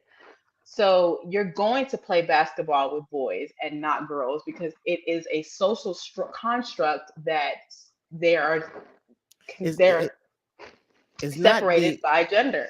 it's But not the the reality of it is, game. It's the honor, this the honor system that goes on that did not have to be taught. You know what I'm saying? it Because did have to be taught. It had to have been taught. well, it would, I can say, being a person that have grew up in the streets, I can say that you knew that you had to wait your turn. So I mean, you you and just so and you know what that sounds like? It sounds a lot like we're just genetically programmed to stop at red lights because I grew up driving. There has hu- Street lights are pretty brand new to humanity as a whole. We've been on the planet for a very, very long time. Mhm. How you learn how to be as a man in 2023 is a drop in the bucket to the human condition overall. You can't say that this is a genetic makeup when in reality there are times way, way before us that didn't have the same exact structure. There are some cultures now that don't have the same structure. Like I'll give you a prime example. Mhm. We like to say that men are visual, and that's what causes them, and it stops them from being um, cerebral creatures when it comes to the romance and attraction of women. But in Mhm. other cultures, there are women who are completely naked and they still are able to treat them with objectively more than, let's say, a person in our culture or in the Western culture. So it's not always just genetics just because you're a man and I'm a woman. It's social construct. It's nurture. It's the difference between nature and nurture. I totally get what you're saying now, and we can move on from it, um, because I what I'm describing is what I believe is how God created man and how He created woman. Okay, And you're so probably right because you and I don't share the same thoughts on that. right, and that's why I say we can because what what I would go to the scripture, and I can Hmm. and that would be okay, well, yeah, That will be this is suffice for you. that That'll would be work for you. good, right? And that's why I'm Hmm. like, so it's not a nurture nature, it's not a genetic, it's just to me it's like, It's okay, just the yeah, way it is. it's just Yeah. the way it is, you know what I'm saying? Hmm. And but I but and I get it, you know what I'm saying? But but it's okay because you know because at some point, whether believe or not, we're still here coexisting, together, you know what I'm saying? Hmm. And at the same time, we still have these problems, and you know until we start having the conversation and decide, okay, well, and I go and say, well, it's not even so much about where we at now. It's like where we're going. I do believe that we have to go back and look at some things in the past, you know what I'm saying, to maybe triangulate and maybe kind of say, okay, well, this is what we did, but this is what we want to get better at. I can get with that. But regardless of how we decide to attack it, we do have to come to the understanding, at least to say, man, there's some problems that we have to get right if we're going to move forward. Now that's how I look at it. Yeah, uh I agree. Okay. And going back to the unconditional respect thing, where men just want unconditional respect, that you kind of have to look at, why is that even a thing? Why is that something that you want? Is it because this ensures, like, if, like, for instance, like, how most men are like, okay, I want loyalty in a relationship, and women too. They're like, I want loyalty. We all want loyalty. We all Hmm. are crying for people to just choose us every day, regardless of what. And you have to ask yourself, what is it? Why? Why? Is it because we do realize that we will fall short in this relationship, but we still want to have access to that person regardless of our behaviors or shortcomings? And if that's the question, then why? Do you not see the importance of consistently giving into the relationship? Is it because you want to be able to slack off in a relationship and still get the benefits of being with that person? These are so when you say things like, when most men say they want respect unconditionally, what they're saying is, regardless of what I do or what I don't do, I still want the benefits of Absolutely. having your respect and devotion, because they understand that they're not going to be able to consistently offer reciprocity in a relationship. And so what you have to think to yourself is that healthy? Is that Well, not a sign that there is something wrong with an individual?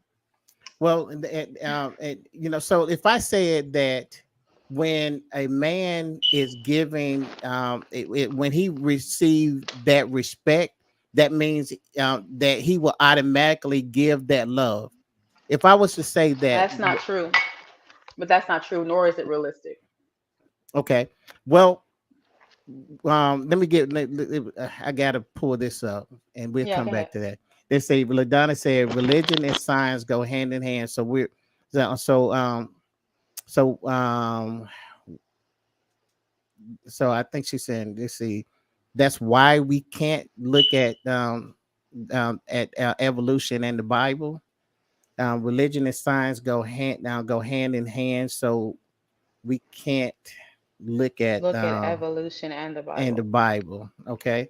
Um, well, LaDonna, like I said, I'm very Bible based. I'm very scriptural, and so, but I do respect, that comment. And she also says, women want respect too. Absolutely. Absolutely. Women want respect too, and men want love too. You know what I'm saying? It's really one of those things where we you know where it can go hand in hand.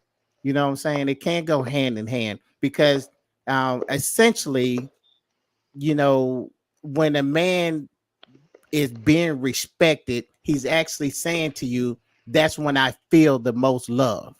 Okay. And so when you talk about the reciprocity, that means, okay, well, you're making me feel so loved. Okay. And I am going to do, I'm going to actually give you what you want and what you need most too, that love. You know what I'm saying? Hmm. Um, so I do believe that, and we're talking about healthy relationships, okay? Because uh, I said it before, I'll say it again. Selfishness is the number one relationship killer. None of this conversation would go anywhere if you taken a selfish stand to it.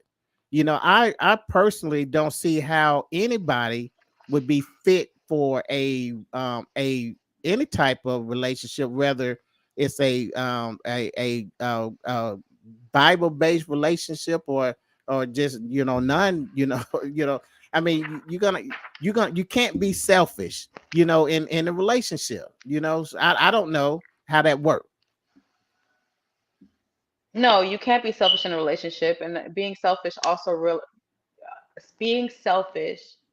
No, the pre the in order to be in a healthy relationship, you have to have a healthy outlook on relationships. You have to understand that I cannot slack off in this relationship and not be held accountable, or and still get the same access to this person that I got when I was putting in 100%, or when I was devoted.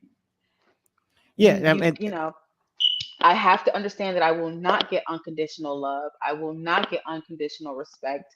That in order for me to get what I want out of this relationship, I have to put in. And so the moment that a person comes to the relationship and believes that, you know, you should never choose yourself over me, then that off the rip kills the idea of having a healthy relationship. It just kills it. For you to believe that a person is not in any way going to choose themselves over you is unrealistic, and you're going to set yourself up for failure every time. okay. So Okay. there, when you come into these relationships, like having a realistic expectation for what you can offer in a relationship and then what you want in return is a way for you to shield yourself from neglect. And honestly, I didn't know it worked so well until I got into my current relationship, because he and I work the same way. Neither of us plan on loving each other unconditionally. That's something we've talked about from the very beginning. Like, if Right. you decide to slack off and mistreat me, please understand you will lose access to me. Both of us understand that. Right. There is no such thing as I'm going to be here, ride or die. There is no such thing as that. What I'm here for is because then you have to get to the question. Okay, is the question is, hey, listen, what is the point of being in a relationship with someone? What are we here for? What are we here to do for Mm-hmm. ourselves and for each other? What Why I decided to get into a relationship is to have a companion, so that way, when life is hard or something like that, I can lean on them emotionally. Right. I'm also there for physical needs, someone to keep me warm at night, someone Right. to love on me. I'm there for also financial reasons as well, so that Right. we could, merge resources together. I'm here for reproduction purposes too. I want a family, I want a child, I want to be able to do that with someone, and Right. we both raise our children in the way that we both agree. I also want to be able to travel and enjoy life together. These are all things that I want in a relationship. And Right. if for any reason we're no longer aligned on those things, Mm-hmm. and you are contending with my version of peace and happiness, then we now need to reevaluate the relationship, Mm-hmm. because I'm not doing this for my health. Right.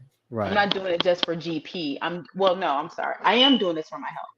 Take it back. I Mm-hmm. am doing this for my health. I'm doing this for my mental health. I'm doing this for my physical, financial health. And if you are counterproductive to that goal, then your place in my life needs to be reevaluated. Right. Right. Just needs to Y- be reevaluated. Because and correct me if I'm wrong. Um, your primary stance in a relationship is what is it what what is it that you're going to do for me? No, my primary stance is this is what I want, and then I need to know what you want. Can I give you what you want without losing myself?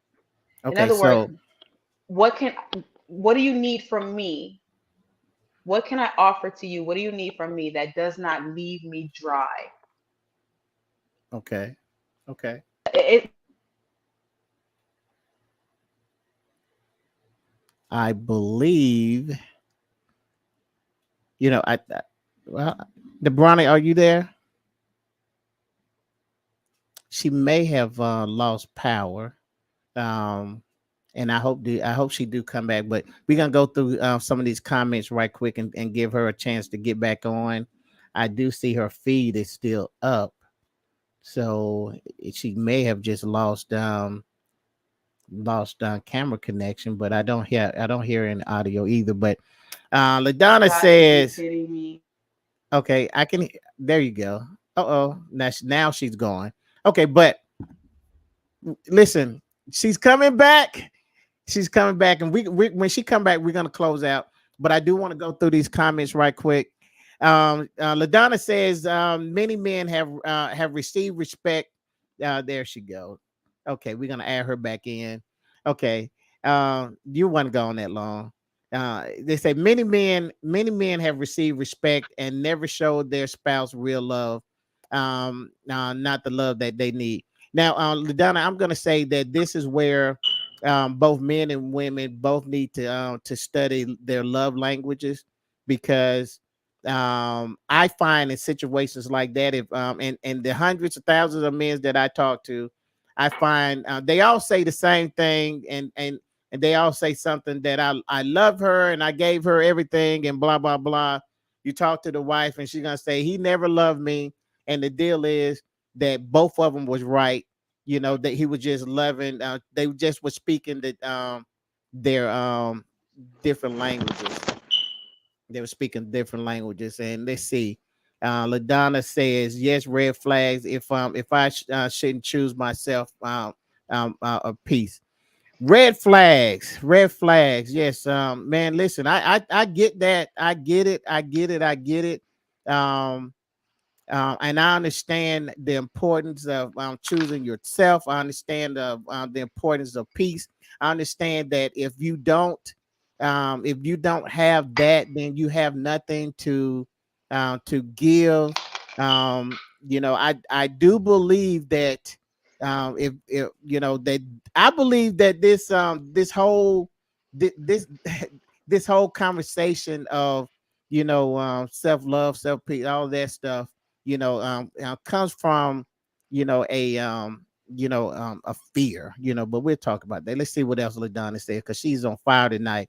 Wait, what do Her you mean by a fear? What do you help me understand that? Okay, I will. Let's see. Primary stance is how You to benefit benefit each other. each other and work together to help each other flourish. Listen, once again, um, you agree with that, right, Brianna? Because I do. okay, you agree with it, and that's good. And I give people a chance to to explain, because it you in hearing you, it sounds as if you had two people sit down and say, hey, this is what I want out of relationship, and I mean, the way I looked at it was, okay, I'm gonna tell you this is what I want, Mhm. and then he's gonna say this is what I want, and then y'all Mhm. come together when y'all realize that, hey, we can do it, and then you say, well, at any point you don't give me what I want, Mhm. then the relationship is over. Yeah. And I get it. I maybe I'm from that. I'm from that. Listen, uh, I can't say if that's healthy. Only thing I can say is that if it's working, because one thing I do believe, Brianna, one thing I do believe, LaDonna, is that, man, if two people can sit at the table and define that relationship, then they are winning. You know what I'm saying? Because no relationship should be, they don't have to be like grandmamas and mamas or whoever. They don't have to be like your best friends. The best relationships are the ones who you can sit down at the table and define it yourself, and you guys work, in that definition that you decided what a good relation, what the relationship that you want. Now, you had a question about the fear. Okay, you said, man, Eric, what are you talking about? um, well, this is what I believe, and this is just me. I believe that a lot of what we're seeing now, especially when I talk about the modern woman, which I definitely want to have you back on and talk about just more of this modern woman. But I believe that this modern woman was created, and it was and she came from a bed of ashes, from hurt, from pain, from fear of being hurt again, from a fear of, to where so what was developed is listen, I have put myself out before and said, you know what, I'm going to love you unconditional. It did not work. Okay, I got hurt, and it hurt real bad. Now I have to come up with another plan because I don't want to give up on relationship. I don't want to give up on, the financial help. I don't want to give up on the building of the family. I don't want to give up staying warm at night. I don't want to give that up, but I do want to set, some boundaries in, and I believe, and I'm all for it. But I do believe that it came because that in the past that it didn't work.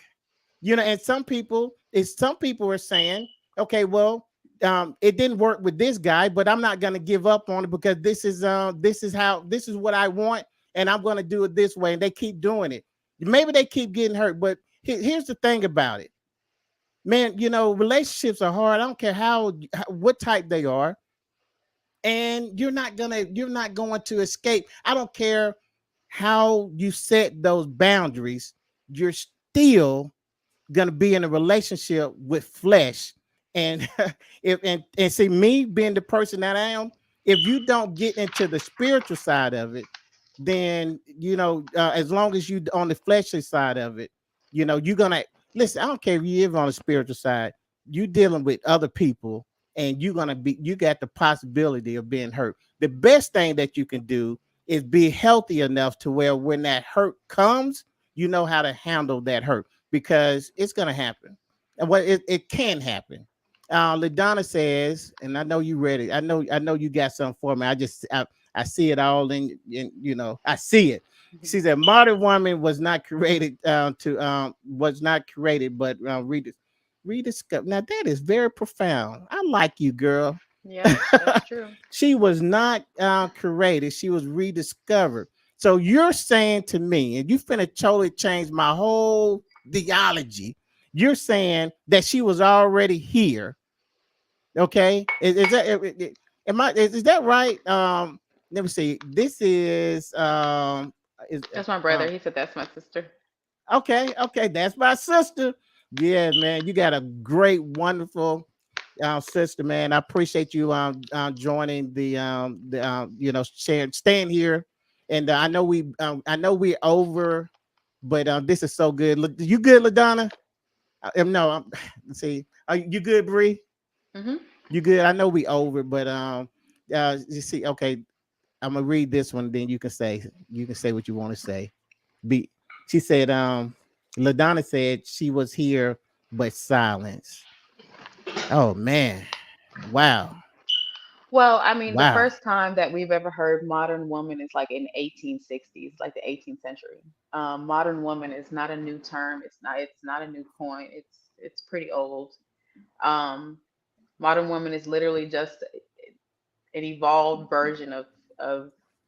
Well, I will say no. The only time you ever hear the word modern woman or phrase modern woman is when we're talking about women disrupting the social norms. It's literally just women saying, "Okay, y'all, let's do things a little different." Okay. okay. I have no And then problem with that. and that's all that it is. And you're absolutely right. It is because women have been hurt and have been bye. Have been doing things a certain way and have not received or gotten what they needed or whatever. But I mean, it's the same exact thing with seatbelts. Seatbelts are brand new, but we stopped wanting people to die from car accidents.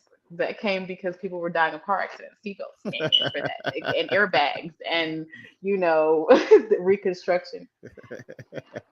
So you really Reconstr- wanted to go there. You okay? we improve on situations because hey, we want things to get better. So what do? We fix it. We improve it. We say, okay, this didn't work so well. Then let's try a new tactic and way of doing things. It does not mean there's anything wrong with it. It just means that we're evolving as human beings. It's like technology evolves. Hmm. Dial up. We couldn't do this on dial up. Right. Okay. This came from this whole what we're doing right now came from not being able to do it on AOL and MSN. Right. Right. So, yeah, You got mail. Yeah, exactly. It didn't travel as quickly as it travels now. We needed to get Right. information out quickly. So what did we do? We improved it. And that's what the modern woman wants to do. That's always and forever has been her goal is to improve, because the reality of it is that it's been sucky for women. It's been very, very bad for ladies. I mean, on every front. Legislative, legally speaking, it's very hard for us to be protected in our own homes. It is hard for us to be protected in the doctor's office. It's a hard time being protected at work. I mean, it's been hard for us. And Yeah. it's really amazing to me that, you'll hear men say we are the weaker sex, and then don't see how that plays into our demise so many of the time. We pretend and act like weak means protected. Weak means easily exploited. Weak means easily terminated. Weak means stomped on. That's what weak means. So Yeah. when you say the sex is weaker, you have to see that that's not a good thing. That's a really bad thing. Well, Like, I mean, in actuality, let's be fair, because weaker doesn't just mean weak. You know what I'm saying? Weaker just mean in comparison of. You know what I'm saying? You know, so so so in you can still be comparison, strong. You yeah, know, but nah, I mean, you strong. I we may think. be we may be we may be mentally strong, but how much of that helps you when you're being pinned down, and how much of that helps Well, you? see, here's the thing. Like, so, I mean, or you how much of that helps you when you don't have representation in areas and places of power, like in your doctor's office, or when it comes to legislation and, government, things like that. I mean, yeah, you could be smart, but you don't have representation in those areas. So wait, they wait a literally minute. can say anything they want to about you or to you, and Wait, it'd you be hold on. law. What, so you're saying that the women are not represented in the three We branches of government? you know. No, I didn't say are. I said we weren't, and that was one of the things that we Okay. fought for. We Okay. So fought for you all of have those it. things. Okay. So so okay. So your plight is the same plight of the, the African American race. That's exactly right. Okay, I got you. I got you. So when I look at that modern woman, I should just look at myself as a black man and say, you know what? Just like you wanted those equality rights as a black man, well, Hmm. I want them as a woman. Yeah, I mean, think about it. Name one thing that's happened to black slaves that didn't happen to women beforehand. I mean, we weren't able to be educated. A lot of us couldn't read. We weren't allowed to read. We weren't allowed to. We literally transfer from one ownership to another. Our dads to our husbands. We never carried our own name, even to this day. When we get married, we take our husband's name. I mean, he can literally assume the same identity from birth to death, whereas women take multiple depending on who they're married to. So Um, I mean, it wasn't until recently where I was even able to tie my own tubes without asking my husband's permission. right. See, here's the thing. Okay. Um. Now I'm gonna only speak for black men. I'll take on that responsibility. Um. That was never a problem in the black family. What was never a problem? The black women have always been held in high regard. They have always been the pillar in our family.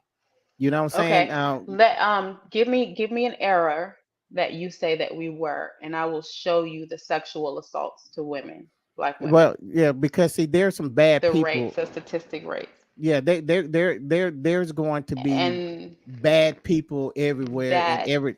the majority of them were domestic violence. So, like, basically, most of these sexual But assaults were that done doesn't within their mean home. that the Wait a majority second. of men Well, wait a feel that second. way. but wait a second. We're not talking about the majority of men. We're talking about the majority of women have complained about these types of things happening to them in all of the generations before us. Yeah, So and that's why men may not feel that way, but then again, men don't even like talking about sexual assault. I mean, I could even now this makes you uncomfortable. Most men don't even want to hear about a woman being sexually assaulted because it's kind of like talking about a period around a man. It's like, oh, that's too no, much for me. I can So handle the sexual assaulted part. The period no, I'm part, you're not right. saying that you can't. Well, that's my point. You're So right. it's like Yeah, a lot of men are going to be in the dark for a lot of women's reality because a lot of men cannot even be in the conversation without wanting to shrivel up and die. So, yeah, not well, that's not fair. it's realistic because even like I said, even like cycles, like we're talking about, like why is it more comfortable for a man to see or hear about someone's brain being splattered on the ground as they fall from a 6-story building? That we can see that, but blood on a tampon, that's just gonna blow your mind. That's what I'm saying. What I'm saying to you is that a lot of men do not feel comfortable hearing about the feminine experience because it's too much like mirroring the masculine experience. And it's too much than showing that men do have privileges over women. And it's like almost like blaming one, like if I tell you about another man, it's almost like blaming you because there's some type of camaraderie between men, where it's like if you talk about my fellow brethren, you got to be talking about me when I don't know, that's weird. But yes, so I agree that most men don't feel like that's how it is, but then again, most men do are not able to hear women and hear their experiences without wanting to die. Like literally. It's amazing to me. Right. Like they're just like, no, I don't want to hear that. Okay, well, I don't want to hear that. Or no, okay, you know what? Let me just cut you off. Let's switch the conversation to something else because it's so uncomfortable for them to hear it. And it's You're just blowing my mind because I have not lived in that reality. no, You you know, haven't. And it's I hadn't hard for a lived lot that of in. men to visit that reality because it's very uncomfortable for them. And Well, because of that, what I'm they're in saying a as a consistent place of ignorance. father of three daughters, there's nothing that was off the table as far as discussion. Discussing So what? whatever, you know, periods, boyfriend, whatever. You know what I'm saying? So Okay, well then allow me to discuss it with you now. Can we do that? yeah. Okay. So when you're talking about the respect of women, you have to Hmm. understand that what we are also calculating in it is how we have been seen sexually, how we've been exploited sexually, and who has been doing the most of the exploitation of us sexually. And in the times where you're talking about, okay, so we have to think about it. Like we have a whole timeline of slavery. We get here, okay, we all get here on the ships, we're slaves. Everyone is being sexually assaulted, not just the women, it's the men too. We got buck broken men, all kinds of stuff, right? Then Hmm. you move from to us being free as slaves. Do you honestly believe that we were there was no issue of sexual assault amongst slaves? Like slave on slave. Slave on slave. Oh, of course, yeah, I can see Okay. that. So I don't. perfect. Yeah, You can see that. So yeah, I then can you can see see it. that that's a culture, first of all, especially because Black women were not considered to be rapeable because we're the Jezebels or that we are highly or hypersexualized and promiscuous. So taking our bodies really wasn't a crime because, I mean, we were all access to us. So it's white men and Black men. You got it going both ends. Then when we move toward like Jim Crow, well, now we're able to get married and stuff like that. But I mean, it wasn't until 1960s, I believe, where it was illegal for a husband to rape his wife. And so then once that became an issue, which is in, I want to say the 1960s or 20s, somebody correct me in the comments. I don't know, Google it. Hmm. But it was in the 1900s, mid 1900s, when it became illegal for a husband to sexually assault his wife. And Okay. so then that's when you start seeing more reports being made. And so when you look at those statistics, it's just as high in the Black community as it was in the whites, just as high.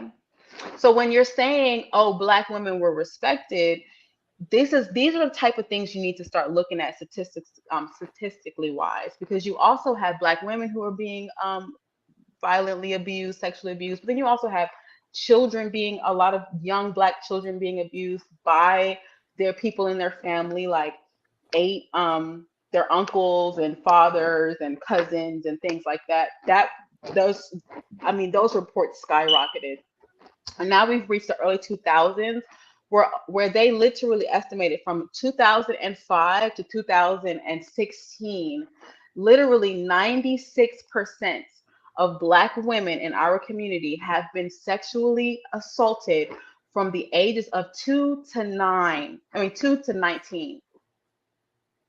Okay, so So it's that not all men, but it's damn near all women. yeah, yeah, You see what I mean? yeah. So I get you. I got you. we're trying to say, hey, listen, this is not working in our favor. You know, the modesty and purity culture, all this stuff that people are saying, wear your dresses down low, and don't wear short cuts cleavage, and not showing your shoulders and all that kind of stuff. It's not saving us, right? It's not saving us. So okay, so I got you, because we're gonna have to define this thing. First of all, um, the the it was 1978. Mhm. Okay.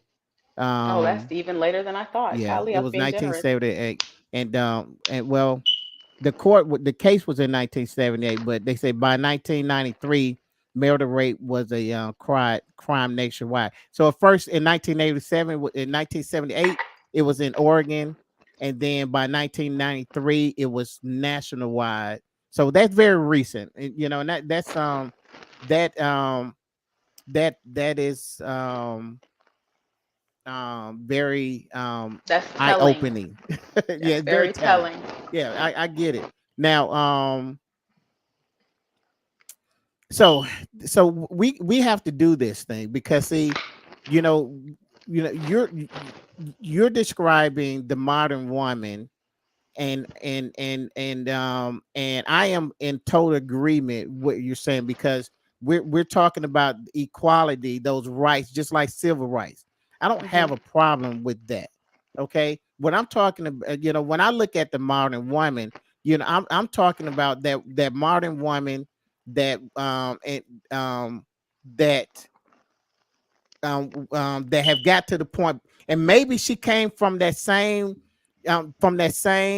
way of thinking that you're thinking, and your thinking is a more productive, more progressive. You know what I'm saying? But there is a segment of women that will say, okay, well, uh, they are anti-man. They Hmm. are, that women that will say, I don't need a man. Hmm. That one that modern woman that will look at a man at, and that his only purpose is sexual, and then Hmm. I'll send him home. See, I'm so when I say modern woman, I'm looking at that in that vein, because Hmm. the modern woman that you described, man, I would lock arms with her and say, you know what, where we marching tomorrow, because I'm going with you. Hmm. What you're describing is, it's, I don't know. What you're describing, it's hard to explain. Okay, so I am also one of those women who don't believe that we need a man. I Okay. don't I don't date men out of necessity. I date men because I like them. I I Okay. I, I just like them. I like men. But I don't Right, now, need. keep in mind, now you we asked him, at some point, like, hey, are you going to be able to do this for me? Are you going to be able to, I need some financial help from you. Mhm. I need to grow my family. I need Mhm. the warm body. You know what I'm saying? Mhm. So you gave this list of things I that did give a list of and things that will be that. Listen, I gave a list that of things that it'll require for you to be in my life. But if you weren't in my life, I'd be fine. If you're okay, gonna be here, though, this is what it's gonna be. But if you're not okay. gonna be here, I'm not gonna die. I'm gonna be okay. I think that if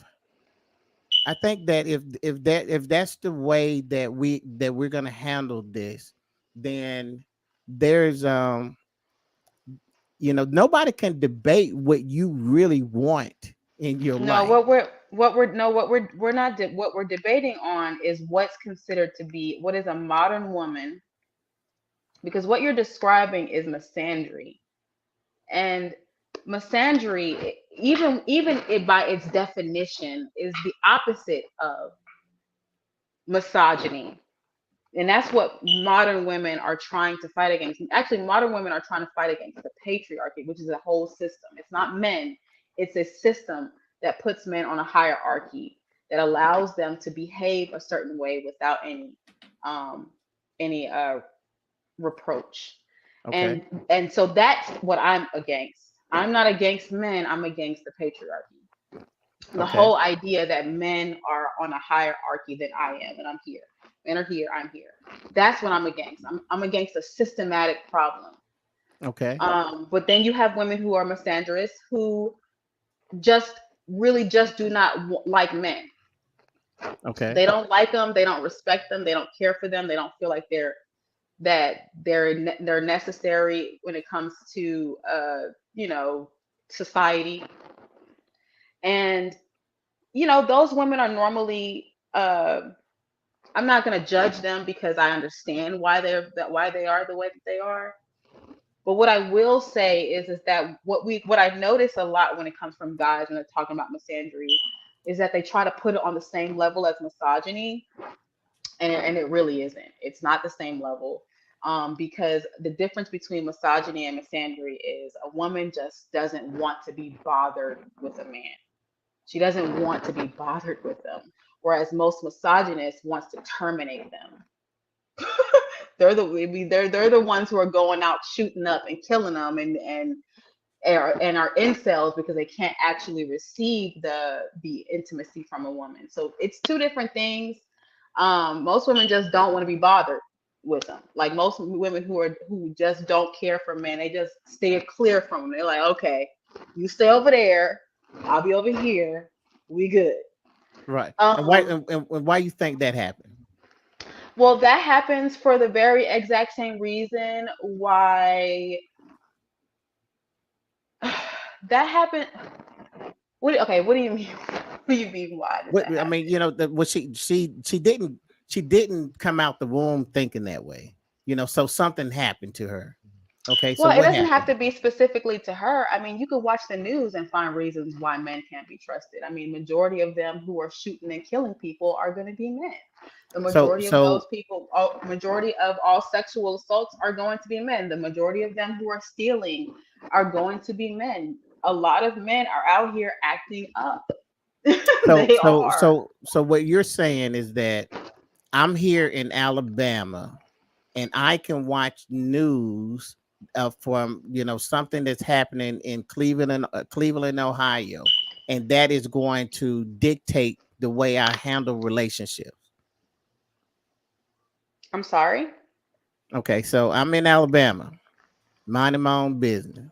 I Hmm. watch a news broadcast, and I see that in Ohio, a man have shot and killed another man or one, whatever the case may. I just see him going buck wild and he's shooting, Hmm. and and because I watch that show over and over again. I watch the movies, I watch the newscasts. I seen that enough, and to where that is going to determine how I move and relate to men, relational. Yeah, and I've had this type of conversation with plenty of men. They always bring up the one situation as if that's reality. That's not reality. A woman, we run across men on a daily basis. As women, we are approached by men on a daily basis. We do not, there's no way that a woman is going to take just one sample type from a man and just spread it across from all men. That's just not how that works. Well, In I mean, fact, I say neither of, that because well, let that's me the. just say this real quick though. Let me Mhm. just say this real quick because it's unrealistic. The thing of it is, women come in contact with men at gyms, gas stations, at work, their fathers, their brothers, their uncles, their cousins. They come across men in romantic relationships. They come across men on TV. They come across men, like, there's no way to have go through your day and not in some way cross paths and have an interaction with a man. And if the majority of those interactions look and feel a certain way, it is very easy to see how you can come to a conclusion on what men do as a whole. It's not hard. Okay, It's not a would you hard thing. would you be would you be surprised that a man can say um that especially if you look at it biblically, which I already told you how I look at that from the beginning. But when with every man, with every great man, whenever he have failed, it was because or by the hands of a woman. So so a man can literally look and say, whenever, the history would tell me, whenever I totally put my trust in a woman, there's a good chance that she is going to do something that's going to cause my demise. You said history? History would say that. Okay. Um, okay, so what is your question? Well, I'm just saying that because that statement is true.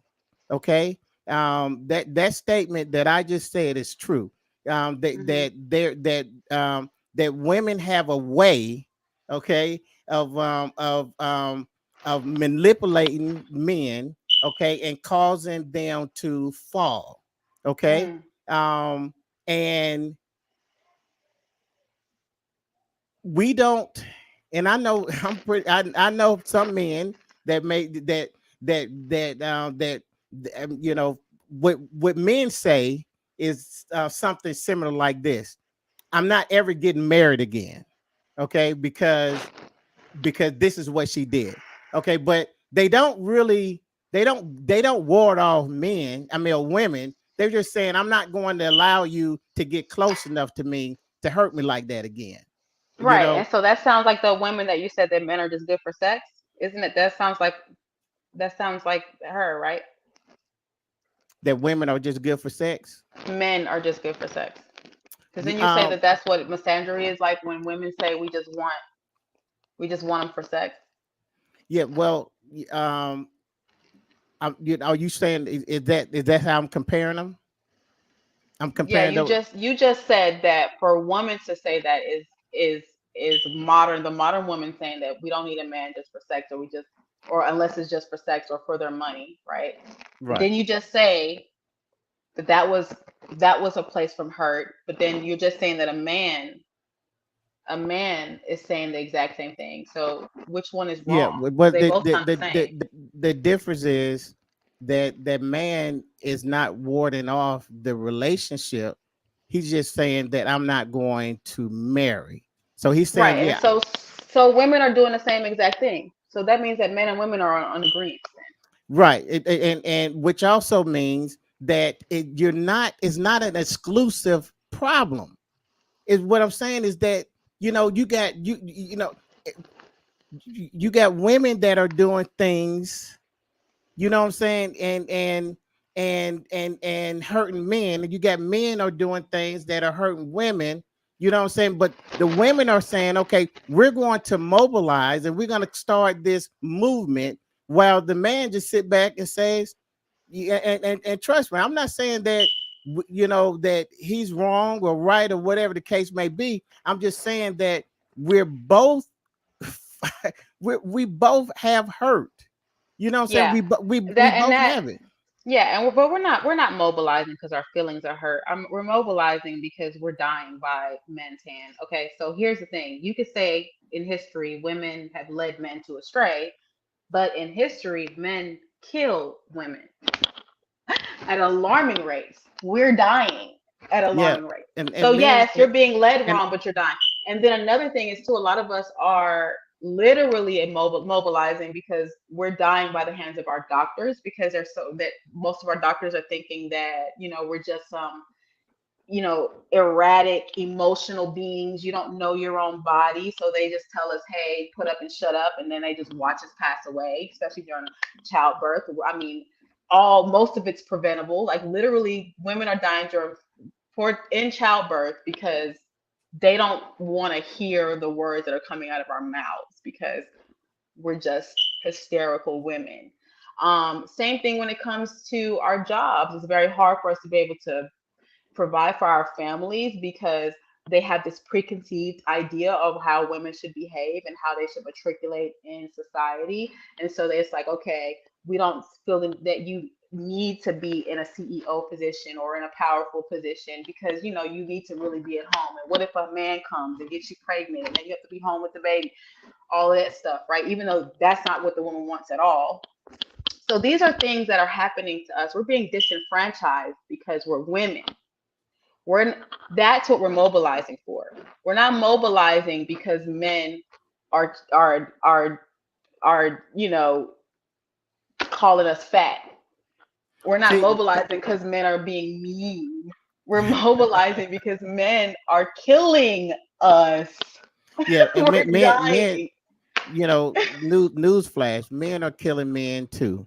You know what I'm saying? Yes, So, but what you cannot say is that women are killing men at the same alarming rate as men killing yeah, each other but and women. And so, wait a second. So let me say mhm. this: you do understand that men are dangerous. You do understand that men behave in a violent manner. You do understand that men prefer domination rather than reciprocity. And now we're saying to you that it's causing us more damage than it is for you, because you can protect yourself a whole lot easier against a man than I can. I can't take a man. You can though.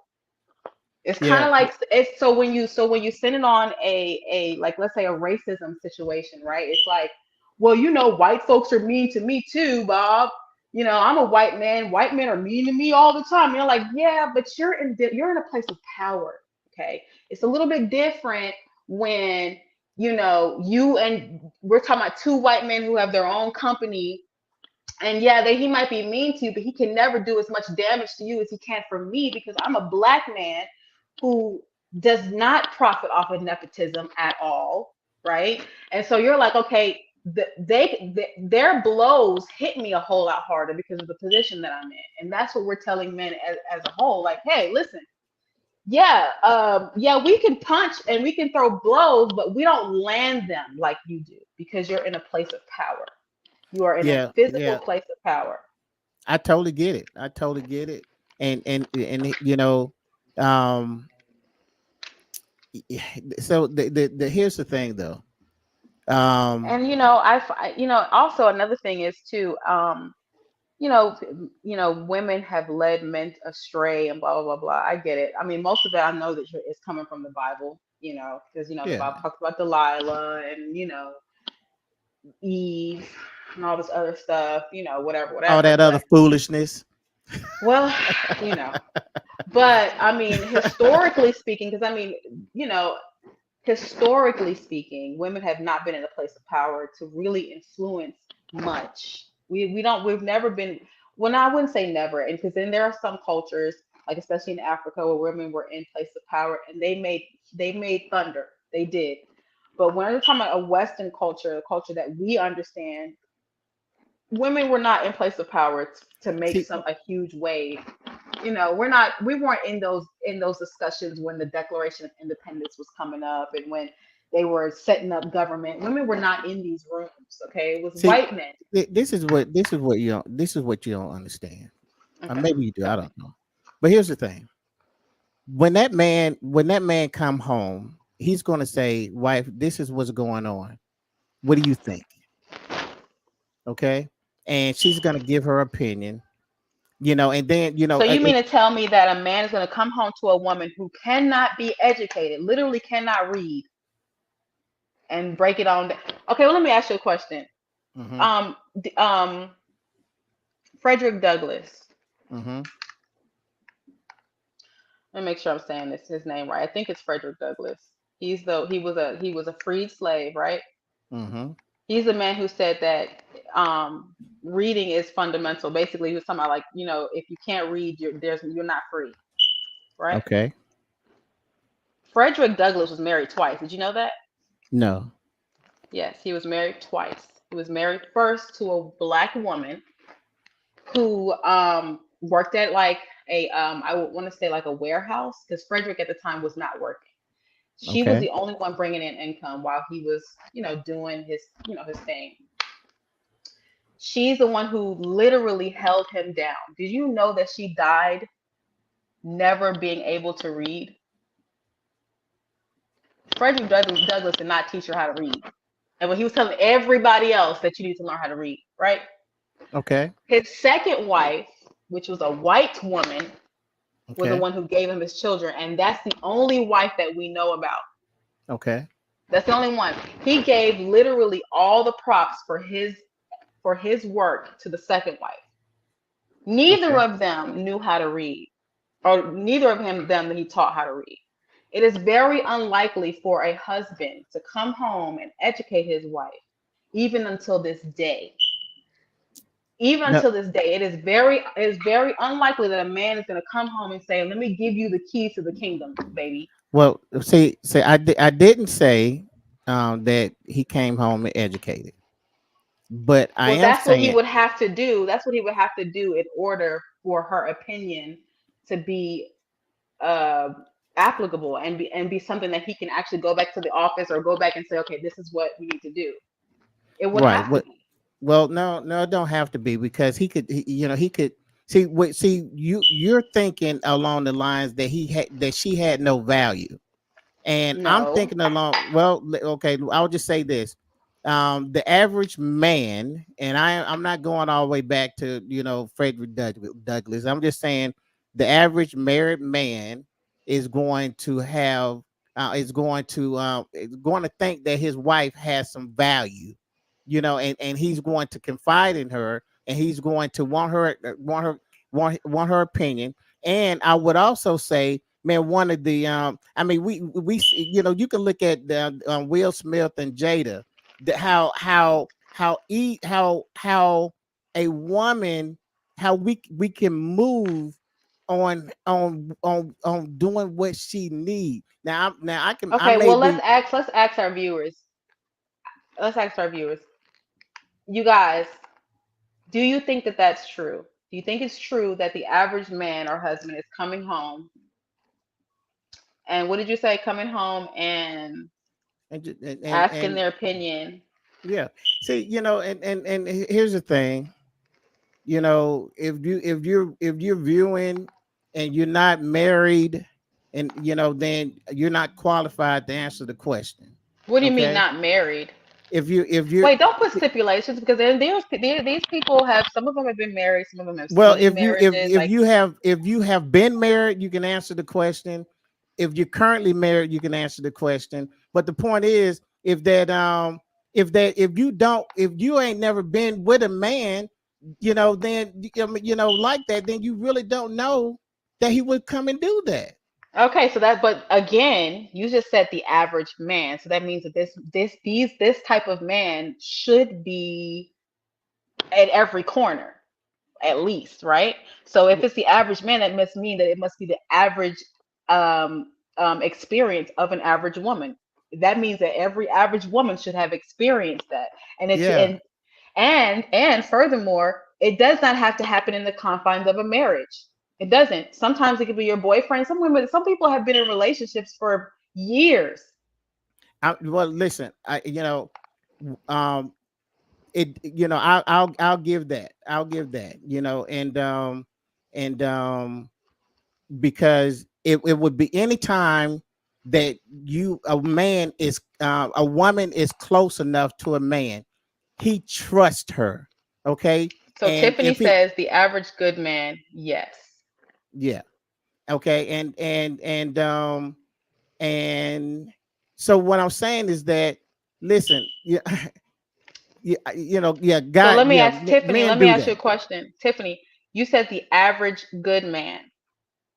You specified good man. We're asking the average man. So like for instance, in your relationships with men, how often has it been that he's come home and asked your opinion on, like, let's say his career moves. So okay, Career. y'all answer that question. But while they do that, let me ask you this, Bree. So you really believe that men are not coming home and talking to their spouse about um okay okay, this is what she say. Most have valued opinion. Okay. Most have And valued my opinion. have valued my opinion. Okay. Good. And I believe in all of my No, it heart. can, hold on, wait a second. Let me answer that question because Go ahead. no, I said men in power. Men in power. Majority of men who are in power do not come home, especially at a time where we See, were talking about the women's suffrage, because we were bouncing from we're bouncing around. And so what I'm trying to say is that men in power, majority of men in power who were the foundations, because what we were first talking about was like the Constitution, and you know what I'm saying, back when we were laying the foundations for this country, and we were talking about white men and white women, because that's what it was back then and there, who were with women at the time who were not educated. They had just came from England, which did not around that time allow women to read at the time. It would be strictly unrealistic to believe that an uneducated woman is giving advice to, say, Abraham Lincoln on how he should construct the Constitution. okay.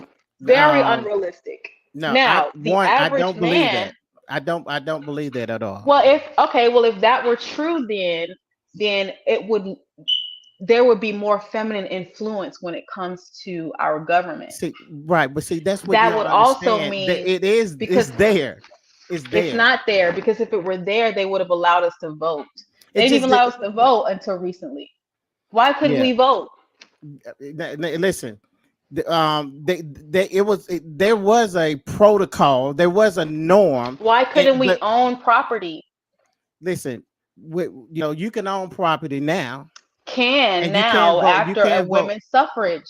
Yeah, After women's suffrage. It didn't but come through us telling our I get husbands and it. our during pillow talk. I get it, It came but you from us can now. marching. Yeah, Yeah, but we're not talking about that. We're not talking about that. We're bouncing around, and I would like for us to stay on the topic so that we can easily resolve each topic as we go. What okay, I'm so trying to say, what I'm trying to say is that the whole point of mhm. us, the modern woman, is to change the structure. What we can do now was as a result of us fighting for it. It was not handed to us, just like you being a free man was not handed to you. It was people who stood out and said, no, we're doing things differently. Martin Luther King, Malcolm X, all these people came before you and said, no, no, no, we're going to do things differently. And Okay. so what it sounds like is this. You mean to tell me what this is what it sounds like. It sounds like you're saying something similar to, well, there, sometimes the black slaves will be friends with the master. They used to have friends, like the masters would be friends with the slaves all the time. You mean to tell me that the slaves couldn't in some way influence the master to let us free, or to give us more privileges? That's what you're trying to say? You trying to act like slaves and masters were never ever friends or had some type of camaraderie? It's like, what? Okay, I If get it. it's I get proper, it. yeah. So that's what But it sounds like. It's kind of but it's for really the record, offensive, really. for the record, I have not related, you know, the woman to a slave to a man at one time. Okay, No, for you the haven't, record. and that's the problem. Okay, well, I That's mean, where what's we're that's where offensive that's the then? problem. What's the part that's offensive? That I The haven't done offensive that? part, yes. Listen, I It's because offensive because that means you don't understand what's happening. Well, That means you you know don't that. get it. You're not understanding what's happening. Well, okay, so okay, because you're citing things that was done in the past. So help me out with this. What is it now that that needs to happen? Because although I don't like it, I mean, social behaviors. I don't know if that can be legislated. Maybe it can, maybe it can't. But I can't. I don't know if we can say, well, men needs to, stop, looking at women, breasts. I don't know if we can legislate that. But tell me what it is that a woman have that what a woman don't have now that they need to have, because I can understand. I want to understand where we at now, not going back and you telling me what we didn't have, because I know you have some rights now. Help me out there. We have rights now, but those rights are meant to implement safety for us. So right now, what we're fighting for is proper representation in our doctor's office. That's one of the things we're fighting for now. We're dying at alarming rates because there is a lot of like bias, feminine and racial bias, and it's causing us to lose our lives. And we need support on that. There's also issues when it comes to like our careers and how high there's a glass ceiling for women in a lot of cases because well, we're women. That's happening. So we got to situations like the wage gap. Um, Also, a we need to reconstruct rape culture. Um, when you're saying, the situation. What did you just say? You said we can't put legislation about looking at women's breasts. No, you can look at them. You just can't touch them whenever you want. And Right, but there there's is a law no. against that. There's a law against that. Okay, Yeah, but let me yeah. ask you this. However, but wait a second. Let me just say this too. There's a law against it, but it's not enforced like you think it is. And for It's the not record, enforced the Ladonna, way like you think hold it on, is. hold on. Ladonna say I made it about no. Um, Earlier on, Brianna brought up men looking at double D's, and so that's Mhm. why I brought that up. Okay, Mhm. so yeah, am I right? Yes. Okay, thank you. I didn't know So, that that tied in, but thanks for yeah, clarifying. okay. Yeah. So no, that's what we're asking for on a large basis. That's what we're marching for, and the majority of us are marching for that. But as it pertains to men, we're in like when we're having intimate relationships with men, what we're asking for is equal consideration for our needs. And so things like saying women are just complicated and women are from Mars and men are from Venus type thing, or I'm sorry, it's the other way around. But yeah, we're looking for a little bit more consideration, not just being able to say, okay, we just don't understand women because women are just overly complicated and just forget it, like let's leave it out in the air. No, we're saying no, you need to pay attention. You need to be a whole lot more uh, understanding toward a woman's plight Okay, so because let me stop there, because you saying a lot of points and I want to deal with them. Um, okay, so I think that the way that you have constructed your relationship with your the man that you with now is going to handle that. I believe that I, empathy, be, yeah. I believe that you know you know you can want that, for every woman, but I think every woman, if every woman did what you did, then that wouldn't even be an issue, because you That's a have no, no, nope. That wouldn't be true because that's assuming that I've only been with him. I'm the same woman. I've been the same woman for years, and I had a problem with multiple relationships. So it's not me. It is literally what's out there. okay, so what but once again you can decide how you're going to move forward in that relationship. So I guess what I'm trying to understand is that how. I think what it is that I think overall what we're trying to say is that we're not responsible for the behaviors of men. Men need to be responsible for their own behaviors. It is not my job to train you on how to behave. If you are poor behavior, if you are raised poorly, it is not my job to teach you how to do things differently. I Men are totally now agree. being held accountable.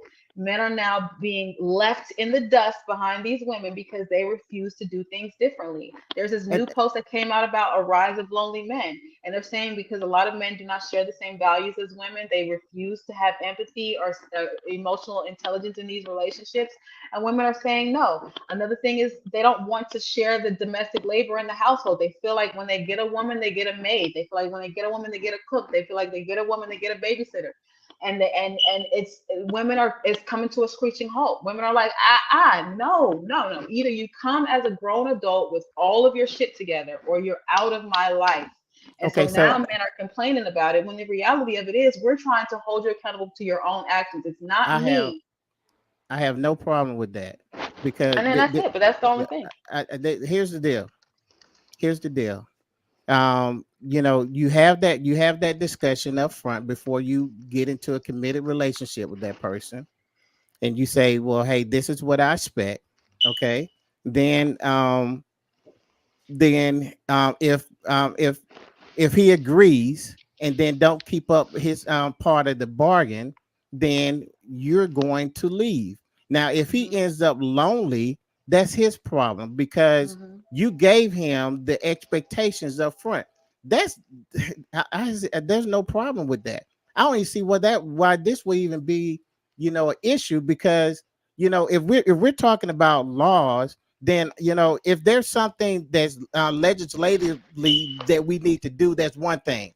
But I think that and listen, I don't know all the laws, but I don't know of anything that now just say, even like with civil rights, we know that even as African Americans we get treated like crap, but we also know that there's laws in place, and you know what, maybe they should do a better job enforcing those laws, but we do know that there's laws in place to protect us, you know what I'm saying, but we still get treated like crap. Why? Because it was an individual that decided that they were going to go outside the law and treat us like crap.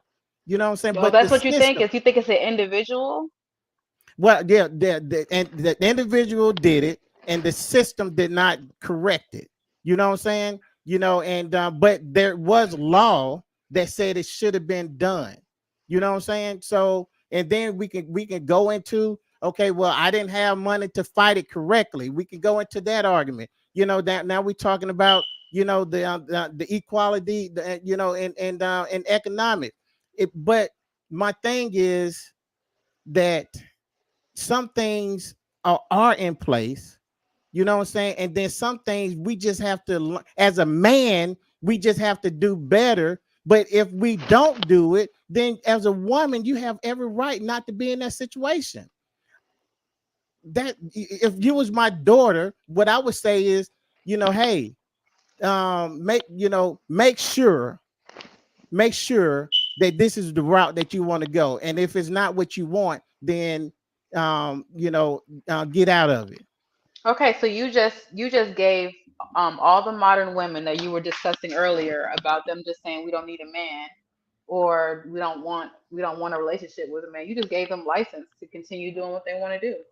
Well, I That's mean, all. if That's all modern women are saying. We're saying if it doesn't serve us, we don't want it. well, I mean, if that's what they mean, then I guess. But that's That not is what. what What they mean. Okay, well then that's fine because I am trying to understand, because what I hear them not needing a man is not the same as I just want a man that treats me right. You know what I'm saying? I think those are two different discussions. It's one and the same. Okay, well, as I'm saying that's how I see it, and but I, Because I promise. like for instance, like okay, prime example, like let's say that your daughter is about to go out with a really short mini skirt and a a really revealing top. Let's just say it's just covering her nipples, that's it.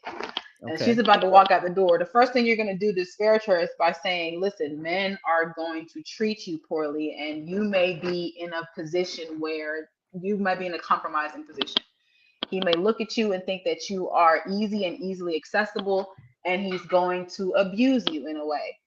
you're going to be able to say that with a sure mind, saying that that is a high that is a high probability Probability.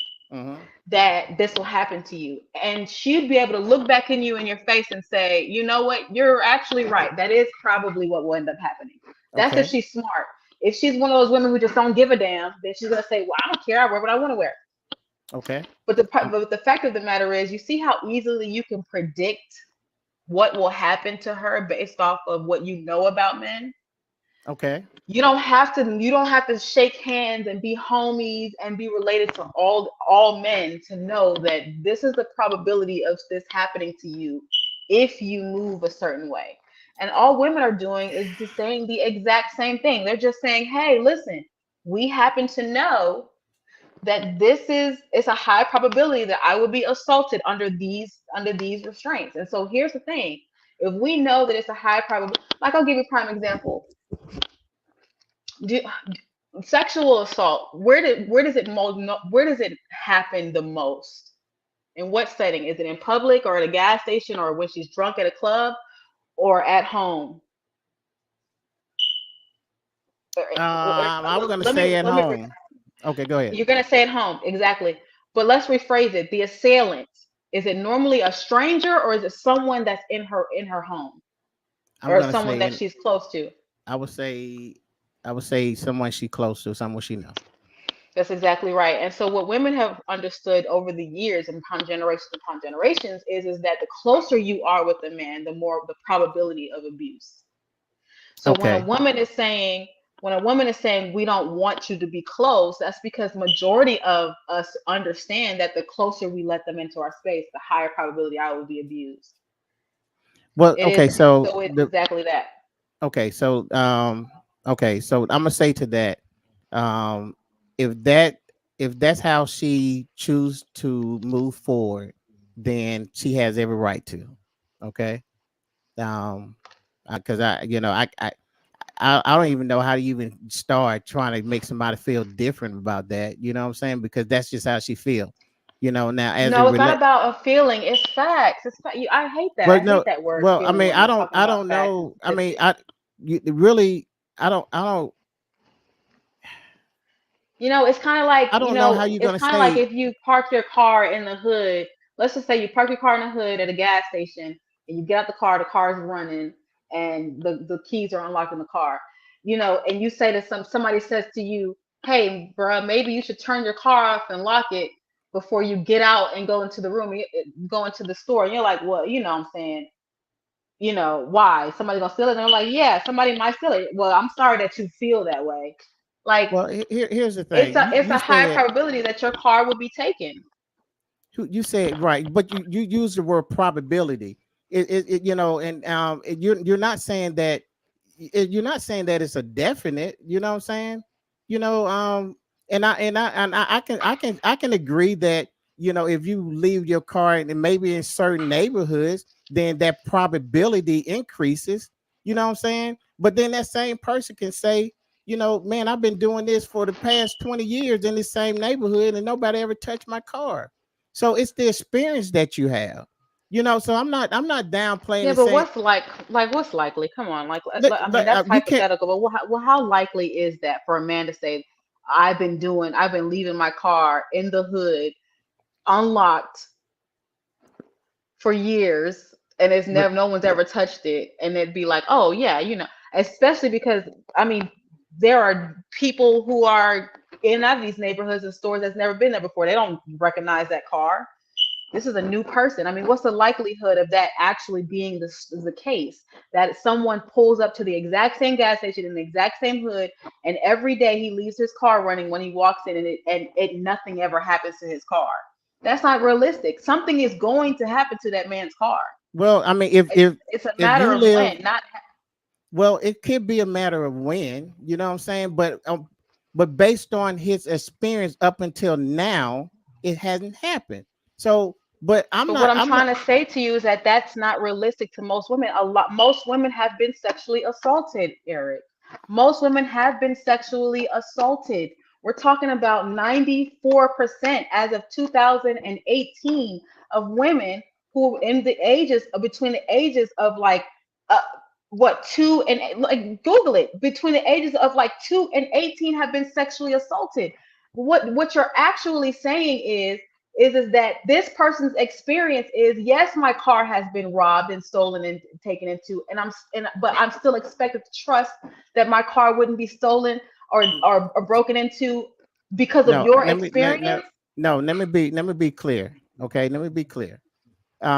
If a person has been raped and she wants to live her life a different way because of her experience, I support that 100%. Okay, I don't know how else to say that.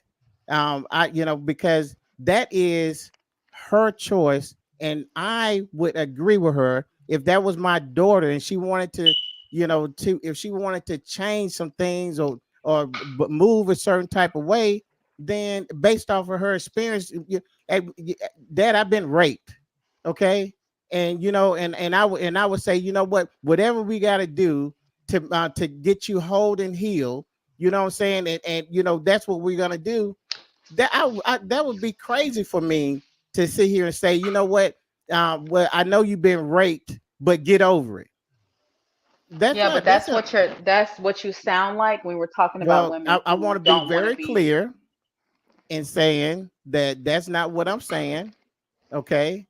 And that's not what I mean or whatever. I don't even know what it is that I said to make you think that.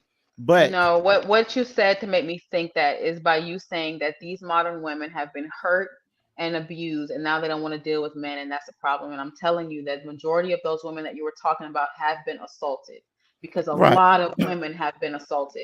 A Okay, lot of women have been so assaulted. let's look. I made that comment before you made the comment about being raped. You said 94% of the women been raped. Okay, so I'm looking at my daughters and saying, you know what? There's a good chance that my daughter has been sexually assaulted and I don't even know about it.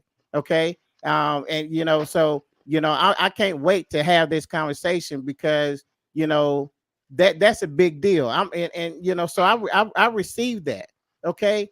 Um, but I'm also saying that I mean, if she because you then wants and to, then if you she get and then it's so weird because then when you get into these conversations, then you got a person. Well, what do you consider rape? You consider rape I where never he asked punched her that. in the I face. never I asked know that. you never asked that. I'm not saying that you. I'm saying that when you have these conversations with some men, I'm not saying you. I'm not saying all. I'm saying some. When you have conversations like that, then it's like, okay, well, what is rape? Rape is where you pin her down and whatever, whatever.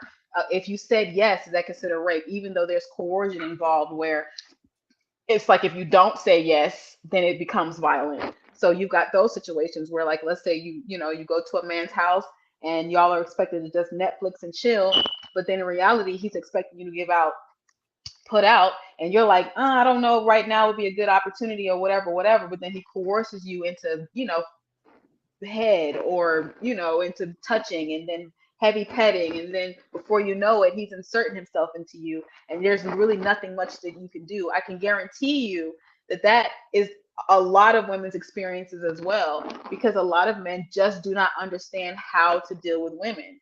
And Yeah, so yeah, yeah, yeah. That I get you. That I mean, what that's I'm a saying bad is deal. that even the men that feel like they're not the predators can in some way be predators, because But it's a social construct, and it's a systematic problem. It's not just an individual problem, it's a systematic problem but that we're we're trying to not we're address. not talking about, at least. Well, let me be clear because let me be clear. I'm not talking about how if a man is thinking that he sexually assaulted a woman.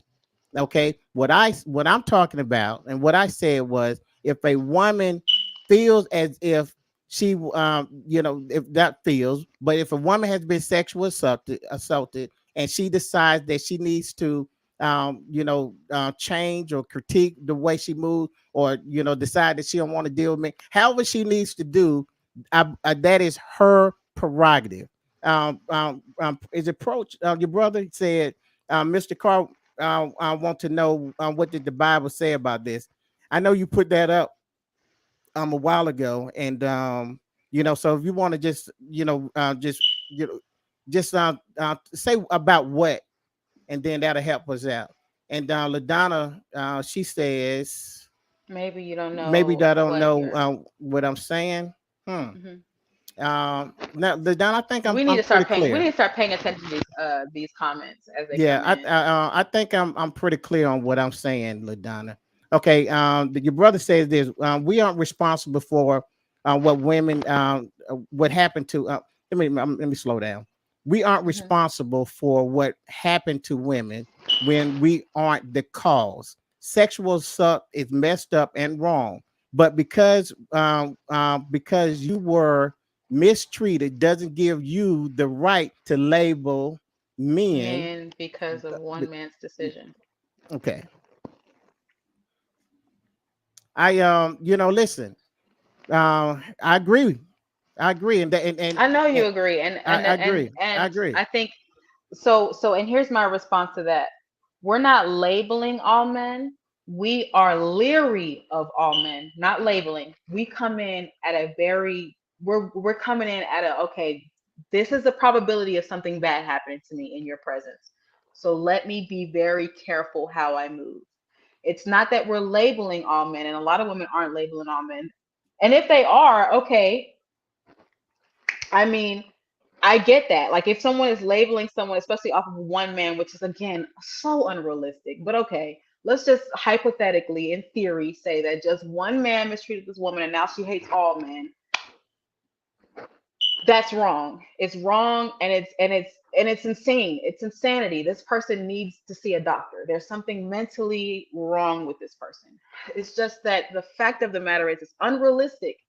It is unrealistic to say that a person is just uses one example of a person and then they just throw it out to the rest of society. That's so unrealistic Right, to because say you talk that. about 94% of women has been sexual assault. That's a lot of women. That's a lot of women, Yeah. even and then not to mention the fact that women trauma bond with each other. Like I hear your story and we're like, oh my god, your story matches my story. Golly, so you mean to tell me that it's happening to multiple? Oh, it's happening to you? Oh my god, your dad did.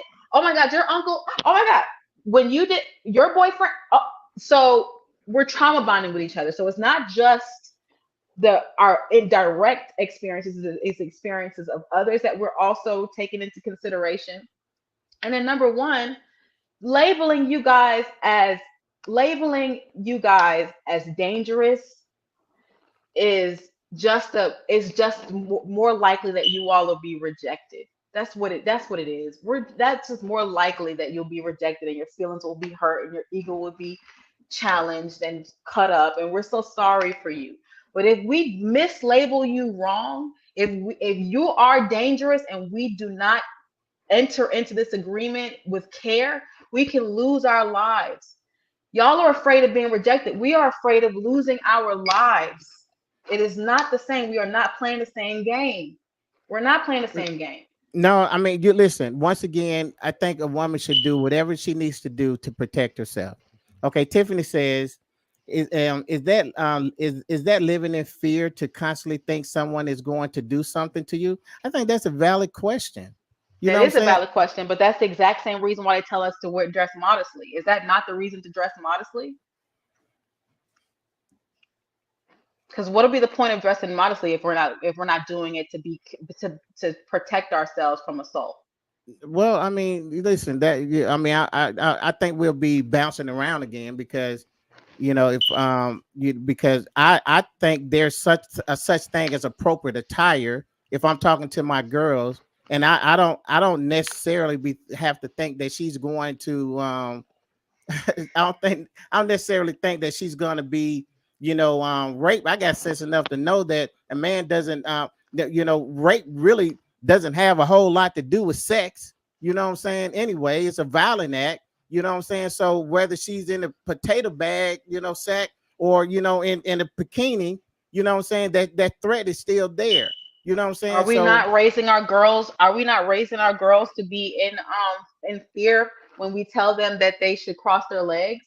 Are we not raising girls no, in that's fear when just we tell them that proper. they're not supposed to be with boys by ourselves? What? Pardon me? That's being a lady. That's just being No, proper. Okay. Yeah, we're gonna have to have another live because that's crazy. The So fact that you you think that is crazy. so what is it? What is you cross you what do you think it is? Let me hold on, let me get your brother in here. Now hold on. LaDonna said LaDonna, man, LaDonna is man, hold on, I can't even pull you up, LaDonna. She said, shut them He said, my down. brother says, no, wait, let's talk about this They because my brother says, he said, I feel like you're making excuses for women bad behavior while condoning men for theirs. I'm not, we have not even touched on women's behavior. What we're touching on is women's perspective on men, not their behavior. Their behavior is, I don't take up for women's poor behavior. That's not what I'm here to do. Women who behave poorly should be reprimanded and should be rebuked and should be handled. I'm not talking about their behavior. I'm talking about their perspective on men. That's a different thing. And then when you said I want women to dress modestly because I want the beauty to be secret to me and not a pleasure that the entire world can enjoy, that's cute and sweet and nice. But we're not talking about your girls. We're talking about a structure that includes all women and it generalizes them. And what we're talking about is that what we have taught girls from a very young age is that modest women are safer from sexual assault than women who dress poorly. Have you not heard a man say, leave something to the imagination? Have you not heard a man say, why would why would you not consider me to be, or no, what did he say?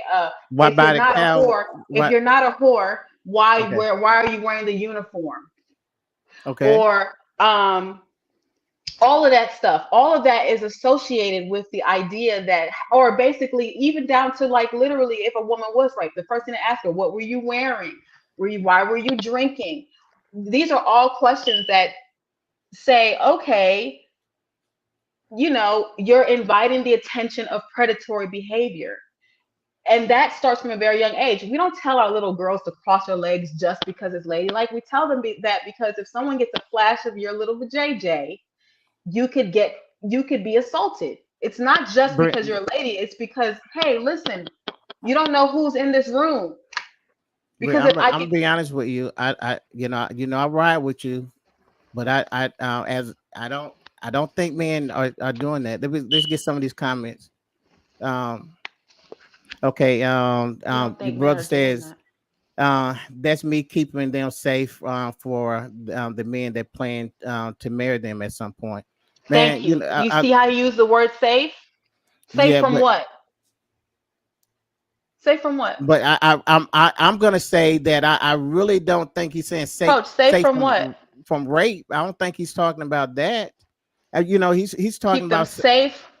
they when we their essence, their inner beauty, the essence of a woman, you know what I'm saying, that that's what we're talking about when we say keeping them safe.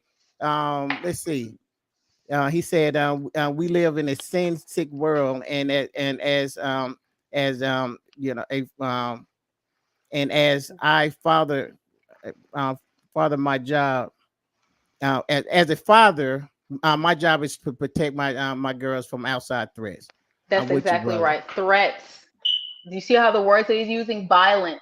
Protect them from violence. Okay. LaDonna said, Okay? "Fully So dressed, women still get assaulted." LaDonna, you proving my that's point. exactly right. You proving my That's point. I exactly said right. that. Yeah. She says those threats are meant. Our men This are other men. It is though that is the threat. Yeah, the okay. threat that he's talking about is other men. Okay. So So you just labeled men. That's what blows my mind. When a woman says that men are dangerous, it's like, what? Why are you labeling us? But then it's like, no, no, no, that's babe, not what he men are said. dangerous. Let's be We fair say to our now. daughters, Let's be fair. We're talking about, we say because one man did something, you can't label all men off of what one man did. but it's never just one man, Eric. That's what you have to understand. It's not always, it's never just one. It's a cultural issue. It's a cultural problem. We as a culture, we reward violent behavior from men. We reward it. We incite it. Look at our music. Listen to our music. Listen to how men talk about women behind closed doors. It is violence. This is the reason why it's not, if it were just one man, then it wouldn't be such a huge problem. But it is a culture of mistreatment and violent men. I'm telling you, there's no way. It's not, we're not talking about one man. That's like you saying, oh, if one white man called you nigger, that doesn't, or sorry, N word, because I don't even say that. Oh, just because one white man called you an N word, now all white people are racist? No, it's a systematic thing. This is not just one man. It's not just one white man. One white man who calls you the N word. It is a systematic problem. That's what we're Okay. trying to say. We're not trying to say that we hate all white people when we're saying Black Lives Matter. What we are saying is that there's a systematic problem that is causing people to reward racism. There should Right. be no reason why we can literally have a president in running over our country who is an outward racist and think that it is not a problem. That is a huge problem. Mm-hmm. Okay, let's go. Do you understand This what I'm one is. saying? Yeah, I get you. I get it. Tiffany says That's we still exactly should live right. in fear. Okay, and No, we shouldn't live. We should not live in fear of men, but even men are live in fear of men. So let's be honest. Even men live in fear of men. So well, there's that. do I mean we? What do you mean live in fear? I mean, I don't live in fear. I don't know. I don't live in fear. There are Do you certain want? things that you avoid doing. There's certain things that you avoid doing in fear of men. Same thing Well, when it comes okay. to police officers. There are things that you just won't do because you know that there's very likely that something is going there. There's going to be a threat to your well-being. Yeah, That's what but I'm see saying. that So you steer away from certain things because you understand that in that yeah. space you're in See, danger. right, And because that's what women are doing. We're like, okay, it like, okay, prime example, you wouldn't go to, let's think, I don't know, you wouldn't like, there are certain spaces that I know you wouldn't be in. okay, Like you wouldn't hang out at a trap house. okay, That wouldn't be your space. okay, You know what I'm saying? Like, for instance, you're not gonna go in a trap house and or and to start talking mess and being like, oh, you guys need to stop selling drugs. You need to stop doing this. You need to stop doing that. Like, in whatever, even if it's real, you wouldn't do that because you know that that's a dangerous thing to do. Coming up and telling somebody what to do in their space or whatever. That's not something you do. You don't have to live in fear to know that this is not my lane. And that's what women okay. are doing. A lot of women are saying, okay, listen, And you know, once again, that if she wants to do that, then she has every right to do it. Okay. right. So Now, can we? Let me ask you this: can we agree? And you don't have to, but can we agree that if that is based off of fear, that she needs to be healed from that fear? if what's based off of here, If a what woman, if, I said that she has every right to like not go in that trap house, or to be in, or to live her life in fear of man. If she wants to change, if she wanted to adjust or change, rearrange, whatever she want to do to make herself feel safe, she has every right to do that. Okay, so if we agree there, would you also agree that there's a place where she needs to be healed from that fear?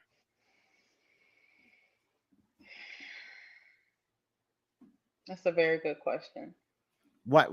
Let's go to some more of these comments because they commented and I do appreciate it.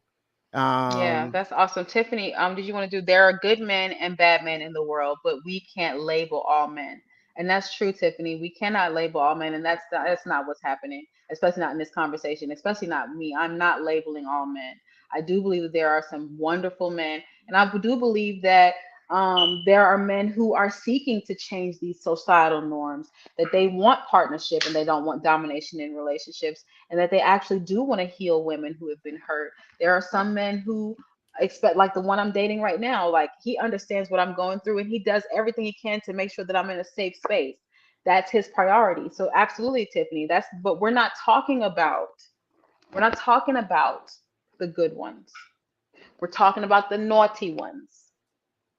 We're talking about the bad ones. We're talking about the Okay. ones who are perpetuating the exact same pain that women are afraid of receiving from men. That's what we're talking about. We're not Mhm. saying, it's kind of like when we're having a discussion about police reform, and I'm telling you, hey, a lot of these police officers are shooting and killing unarmed black men. And then someone jumps up and says, well, not all police officers are bad. We're not talking about the good ones. We're talking about the naughty ones. We're talking about the ones who are shooting and killing black men. And so, can we talk about those men so that we can find a way to make our society and community a whole lot more safer? So when we're not countering, we're not trying to take up for the naughty ones. What we're trying to do is find a way to help those naughty ones from being naughty.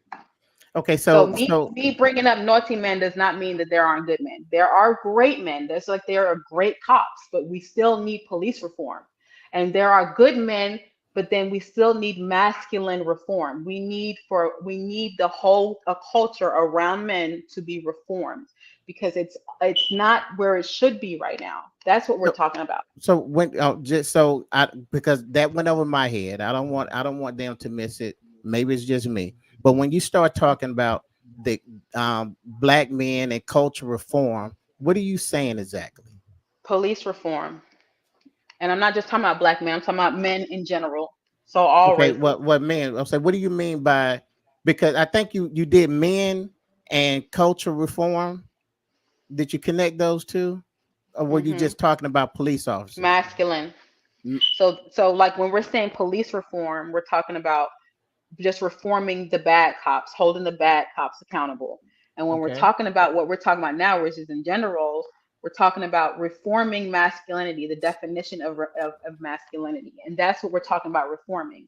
And so what's frustrating is when we do talk about where we need improvement, then we go back to not all men. And we're not, no one ever says all men. I never said all men. I'm talking about a specific group of men that is causing havoc in our okay, community and on our culture.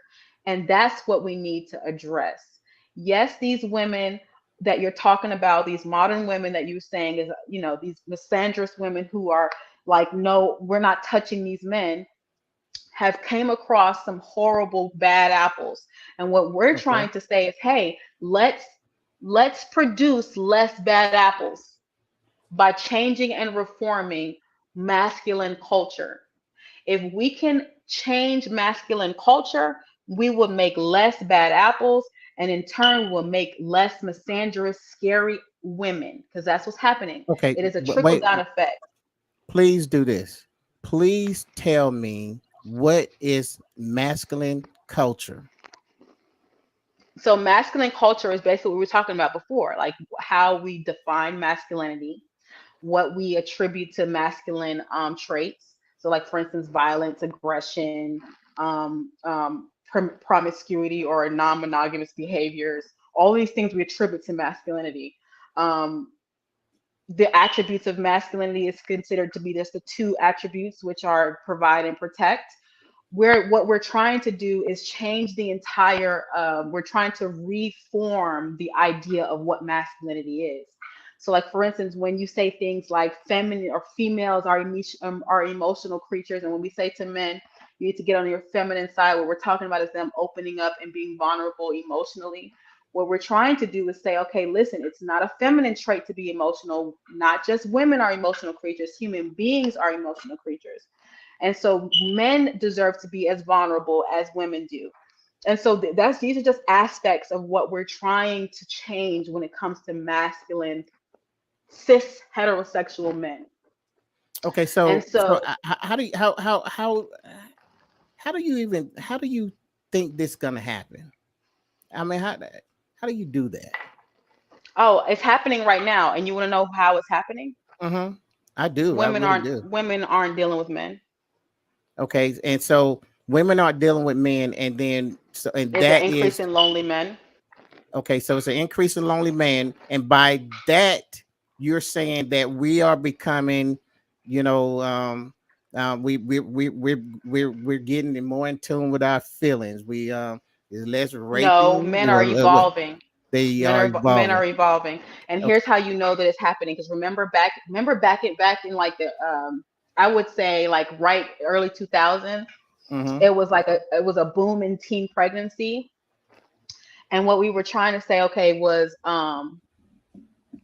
we were saying, okay, stop having children. Stop Mm-hmm. having children at a very young age. And so then we started picking up all of these different ways to encourage women to close their legs, little girls to close their legs and stop getting pregnant. And by 2015, it kind of like dropped. It dropped like 47% within like yeah, like I think it was what it was, 47% within 5 years. And what Okay. they were doing was implementing more scholarships for girls. They stopped kicking women out, like teenage women out. They kept them in school so that other girls can see the struggle of motherhood, and it dropped tremendously. Okay. So that's how we stopped that. But then another trend picked up right after that because okay, I'm sorry, I'm losing my track of thought. Let me breathe. Mm-hmm. Let me breathe. Take So your time. then, so then there was another trend that picked up right after, which was saying, okay, single motherhood was a problem. And it was like, okay, domestic violence, all sorts of stuff. So what was happening, and this actually started right around Oprah, when Oprah was jumping, and Lifetime, ladies who's watching me, um, and these shows like Craig and all these other shows will come up and they will all say, listen, you need to start choosing better. That's when it all started, when women were being blamed for making, coupling with these horrible men. And we were like, you just need to start choosing better. Start looking at the red signs, or looking for red flags and behaviors up front to show that this man is not the right one. And so then that trend happened, but then now we've gotten to a point where it's like, okay, now women are literally leaving these relationships. So around this time, divorce rates skyrocketed because women are not staying in unhappy relationships. But now we've reached the time where men keep saying choose better. Now that we're choosing better, we're not choosing at all. Now men they're going lonely. They're losing it. They're no longer. Okay. I'm not sure what's happening to her, but we know from the last time she will be back. Okay, so man, I appreciate you guys hanging in there with us. LaDonna said the specific group of men that is ingrained in a bad system like the police reform is about the system that accepted the bad ones. Okay, I get you. I get what you're saying. Um, all right, my brother said, if you want real change, then we need to spend more time getting real help for men and women. Help better understand each other's attributes and shortcomings, and find a way to integrate ourselves. I'm with you definitely on that, my brother. Then also, let's see, Mr. Hey, real Jones. quick, Uh Donna, can you get knowledge? She keeps calling me. If you're watching, go get her. But go ahead. huh. Okay. Go ahead. Everything okay? Yeah, she just for some reason my phone is on do not disturb, but every phone call is coming through. I Wow. I Well, my if they call back to back, then it blocks that yeah, do but not I disturb. changed that. I Okay. changed that. Wow. I don't know, but go Um, ahead. Sorry. it's a pro said. Oh Lord, I'm gonna let you read this one. Oh shoot. I can't see it. Okay, he said, "I love you, big sis. I applaud your courage to stand up against the evil that is on side against men." And I'm be honest with you, I applaud it too, because I love the fact that that she will champion for women. It does. I believe that it has to start somewhere. I will say this. We you really talked yourself right into. Okay, he's changing that, so we gonna have to read that again. Okay. But here's the thing. We you described a situation where women said, we're making this change happen. It's happening right now. I have proof, and the proof is, well, we have decided that we are not going to be in this relationship. Okay. And by us making that decision, now these men are making this change. Now what I want to submit to you is the fact that this is why I want every woman listening to know how powerful you are, because Mm-hmm. you want to say that you cannot, like that man, was not listening to his wife, and he did not, and she did not have any value. I submit to you that she had a lot of value and a lot of power, because just like you can do this right now, a woman can do it in her house. Because if she want a new washer and dryer, and he don't want to get it, then she knows how to get him to get that washer and dryer. She knows what to withhold from him, and she know what to do for him to get it. And you're doing this movement, if it's true, because I ain't studied it, it's doing the same thing. You're saying, listen, I mean, if you really want to break it down, you're going to say, you know what, man, you don't want to do it freely, but I'm going to make you do it, or I'm going to manipulate you in doing it, but you're going to be doing it. That's how powerful you are.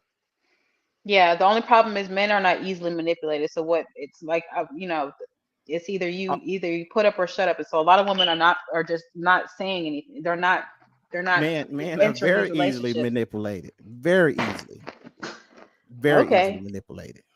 Okay, Miss LaDonna says, now you all see that we're choosing better, and that we're leaving many men single. That is showing you many men are not right. Listen, I have whatever you got to do. I mean, if you happy with it, I then don't that, understand I don't understand how you can say that what men are easily manipulated. We can't yeah, even get them to stay with their kids, take care of their kids. yeah. See that whole content was in the fact that he was dealing with a woman that he wanted to deal with. Right. Okay. So that means that it had to be from his free will. Manipulation means that it doesn't have to be your free will. I can make you do it. That's what No, manipulation says. no. You can make a man do what he's not willing to do. Yeah, you can. You can, because he's gonna start out not wanting to do it, then he gonna end up doing it. He's gonna be okay with it Yeah, because some women like myself, I can manipulate a man very easily. I can make him do whatever I want. That's true. But not okay. every woman has that power. Well, And not every woman needs to have that power. And here's the thing, you're speaking about a woman who can have a man easily wrapped around her finger. But is that something that I truly want? No, I want cooperation. I don't want to have to, you know, pull strings to get you to do what I need. I need you to just know to do it without me having to you know toddler you. I'm not your mommy. I'm yeah. not your I mean, puppet. I'm not Geppetto or whatever. you, That's you not my know, job. I want a partner. I shouldn't have to make you do anything. That's no, I insane. mean, you shouldn't, but what I'm saying is that at one point he didn't want to do it, and then now he's doing it because you want it. Now, whether you want to look at that as something negative or positive, that's up to you. But the point is that you changed his mind. Now, maybe you don't want to use the word manipulative, but you did change his mind. And what I'm Yeah, saying, and so there's a saying for that. It's called. The saying is, uh, if you basically if you persuade a man against his will, he is of the same opinion still. I think I'm saying that the right way, but it's the same idea. He's of the same opinion still, and if anything happens, he's going to revert back. And any woman who's been in a relationship with a man who grudgingly does what she asks, you do know she will tell you that it will run out, and when it does run out, it's going to be detrimental and damaging. And thank God I'm in a relationship now to where I don't have to beg, I don't have to manipulate. He just hears me the first time, and he moves accordingly. It's been and that way since I met him, And I like, to be honest with you, I believe that all women should be loved and treasured that way, to where you don't have to manipulate a man to do the right thing for you. I But mean, and that goes to, what you're saying is how this movement that you're talking about is taking place right now. You know, mhm, now, if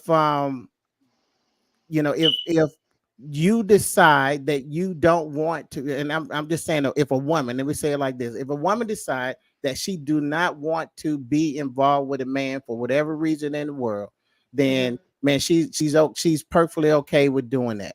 You know what I'm That's saying? right. So you Now, hear what he said. You hear what he said, y'all. It's perfectly okay for you to be selfish and have conditions. yeah. See, when you by yourself, it's okay. It's supposed to have. You're supposed to be selfish. You by yourself. You know what I'm saying? You made a decision not to be with a man, so by definition, you selfish. You are self. You by yourself. When That's you right. in the So when you in that's what I'm saying. And so what I'm trying to say is that women have decided to be. They were in a relationship at once. Now they're out of it because it's no longer serving them. right, okay, and we can and if that is what makes you happy, then everything's good. But see, the problem is that you don't stop there. Now you want to change a man's mind. You could just stop there and say, you know what, man, I'm okay with me being happy, just living my life. But now you want to immobilize and say no. But now we want to change the makeup of the man. And that's where the problem comes in at. Just be happy. You made a grown person decision to say this is what I want. And I don't have no problem with that. We're You know, trying to change. We're trying to change the violence of it all because well, what we're I think the saying best is, thing that can happen is you change yourself. And that's a goal for man and well, woman. that's sweet, and if that's your perspective on reality, that's fine. But that's not what's happening. What's actually Well, happening is here's women the thing. are forcing How, men to reform their masculinity. It's so happening, and whether you agree with the thinking whether that you agree with it or not, that's exactly what's happening. It's not going to stop. You can sit here and we can have lives all day, all night about why it's wrong or why we shouldn't do it. But the reality of it is that very, very soon, when men are going to have to reform masculinity, it's happening. It's happening right before your eyes. All the things that you think are not going to happen or shouldn't happen are happening, well and you're going to be here's a happier for it because you know what's going to happen. Sexual what assault rates are going to drop. You're going to see less mass shootings. You're going to see less men killing each other. You're going to see more camaraderie against and platonic relationships between sexes. You're going to see more platonic relationships between men and women. You're going to see more happy fathers who want to be with their children. You're going to see more healthy youths because their fathers are going to be vulnerable with their children and tell them that they love them and kiss them on the forehead and kiss them on the lips. You're going to see men who have multiple facets of emotional expression. You're going to see men be able to cry in public about a rainbow and be happy and no one teases them about it. You're going to see men to be able to dress how they want to and be free. You're going to see men enjoy sex a whole lot more. You're going to see men be free. That's what you're going to see. And you're going to be like, wow, I wonder how that I happened. And that happened because women have raised their standards and said, listen to me, fella. Okay? You can be better. And if you aren't better, you will go extinct, which means that the ones who cannot survive will die off alone, and the ones who will survive will continue to reproduce, and we will see an entirely different world. That's what's going to happen. We well are going to redefine masculinity. It will happen. It is happening, and we're going to be happy for it. well Your I mean, grandchildren are going to be happy. well, here's the deal, and we can end it here. If all of that happens the way you say it is, then kudos, because it sounds like a great place. You It know what I'm is a saying? great place. Because That's what's going to happen. nobody It's want going to be no rape. utopia. Nobody wants no mass shooting. Nobody wants all of that. And so No, it'll if be less incels. It'll be more if men having sex whenever they want to, however they want to. It'll be however more men however it is enjoying life. however it is, however it is, man, that's great, because I promise you, You didn't say anything that, any, healthy thinking person say, you know what, I don't want that to happen. You know what I'm That's saying? exactly So, right. so there, now we can talk about the methods that is going to happen.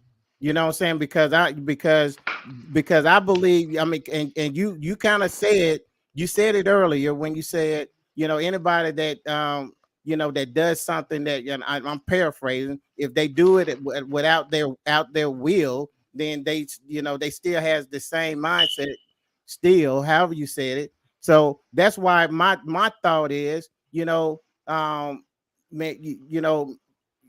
that man is going to evolve into a better man when he needs to be there. Okay, when he needs to be there. Now, No, if reformation is a painful thing. It is a painful thing. Nobody likes it. It hurts. At first, is growing pains. It's gonna suck. It's going to suck. But the reality of it is, once you get over it, a new a new way of being will be reborn. It'll be new. It's brand new. All birth hurts. Ask yeah, any woman. Any yeah, rebirth but hurts. listen, Just like you it is when you become brand new with Jesus Christ, when you come into the church and you become a new Christian, it is painful.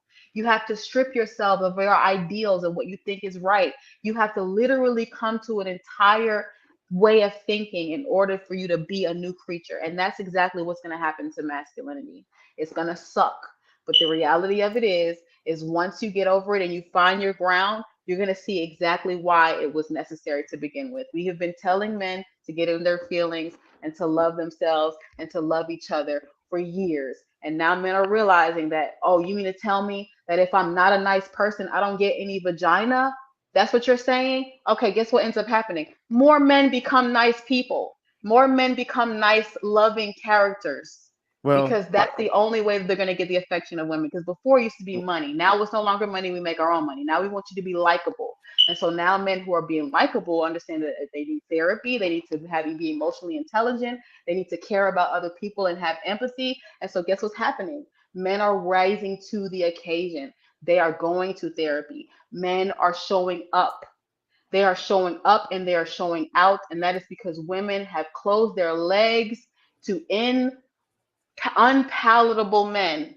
And it's the unpalatable men that are crying out right now. It well, is not the the palatable only ones. thing that I would say to that is get all get all your women together if you expect this to happen, Oh, I because have.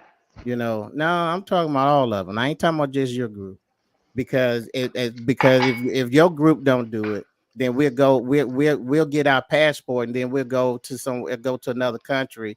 Then that's something that's That's happening our, too. and you know what that's happening. The passport bros, we can talk about them, and we love the Yeah, passport bros. yeah. So I mean, Honestly, if we can create more passport bros, life will be so great because it's only a certain type that's going, and we're happy to send them off. well, I Bye mean, bye. and that's fine. But what I'm saying is, I mean, just understand if your concept is gonna work, because if if if you say I'm not gonna have sex, I'm closing my leg, but then the girl down the street said, "Listen, I don't believe what she's saying, and hey, I'm open." Then that whole concept is null and void. Okay, Yeah, so based that off of means there's what a you lot just of said. unhappy men because the ones that they really want are legs are closed. You can't No, pry those legs see open. that's you saying you really don't understand men, because we ain't tripping. If we ain't Y'all, oh tripping, no, y'all tripping. Y'all tripping on that no. child support, See, that alimony that women are coming up out of. Y'all tripping off of being yeah, treated poorly. Y'all tripping off of not being able to lay on your woman's lap and cry about your situation because she's yeah, calling but you weak. I promise Y'all are you, tripping about a lot of stuff. yeah, we Y'all are tripping. tripping Yeah, about not. we are tripping over that. Y'all are But what sad in I'm these saying, unhappy no, relationships. but that we are tripping over that. But I'm just saying we're not tripping over the fact that you won't give me sex. We ain't tripping because we're gonna go over here and get sex somewhere else. So now if you want to bring all that other stuff in, that's fine, because yeah, we are tripping over. Don't about Yeah, but we are tripping over men. that. But that's Yeah, not we what I can was we can talking finish about. another. We can go all night. We can go all night. But Hey, yeah. so listen. Um, man, listen, you guys hung in there. We went over and I don't like doing it, but at the same time, this right here was so good to where I didn't want it to stop, man, because I just I just love. I think it's needed, and I knew that Bree, we don't agree on everything. I think we agree on some major things, but we don't agree on everything. But I don't think it would be great if we just agreed on everything, I and agree. These you know what conversations I'm saying, wouldn't be so stimulating if you agreed on everything. agreed on everything, and I appreciate you, to the fullest. You have made me smarter, and I was hoping for Same, that, same. well, thank you, thank you, thank you. We do have to do this again. Yes. We'll talk again, and see if we, when it's a good time or whatever. But I'm not gonna prolong it. I want to say thank you guys for joining the show. Thank you for your comments and hanging in there. LaDonna, I see you.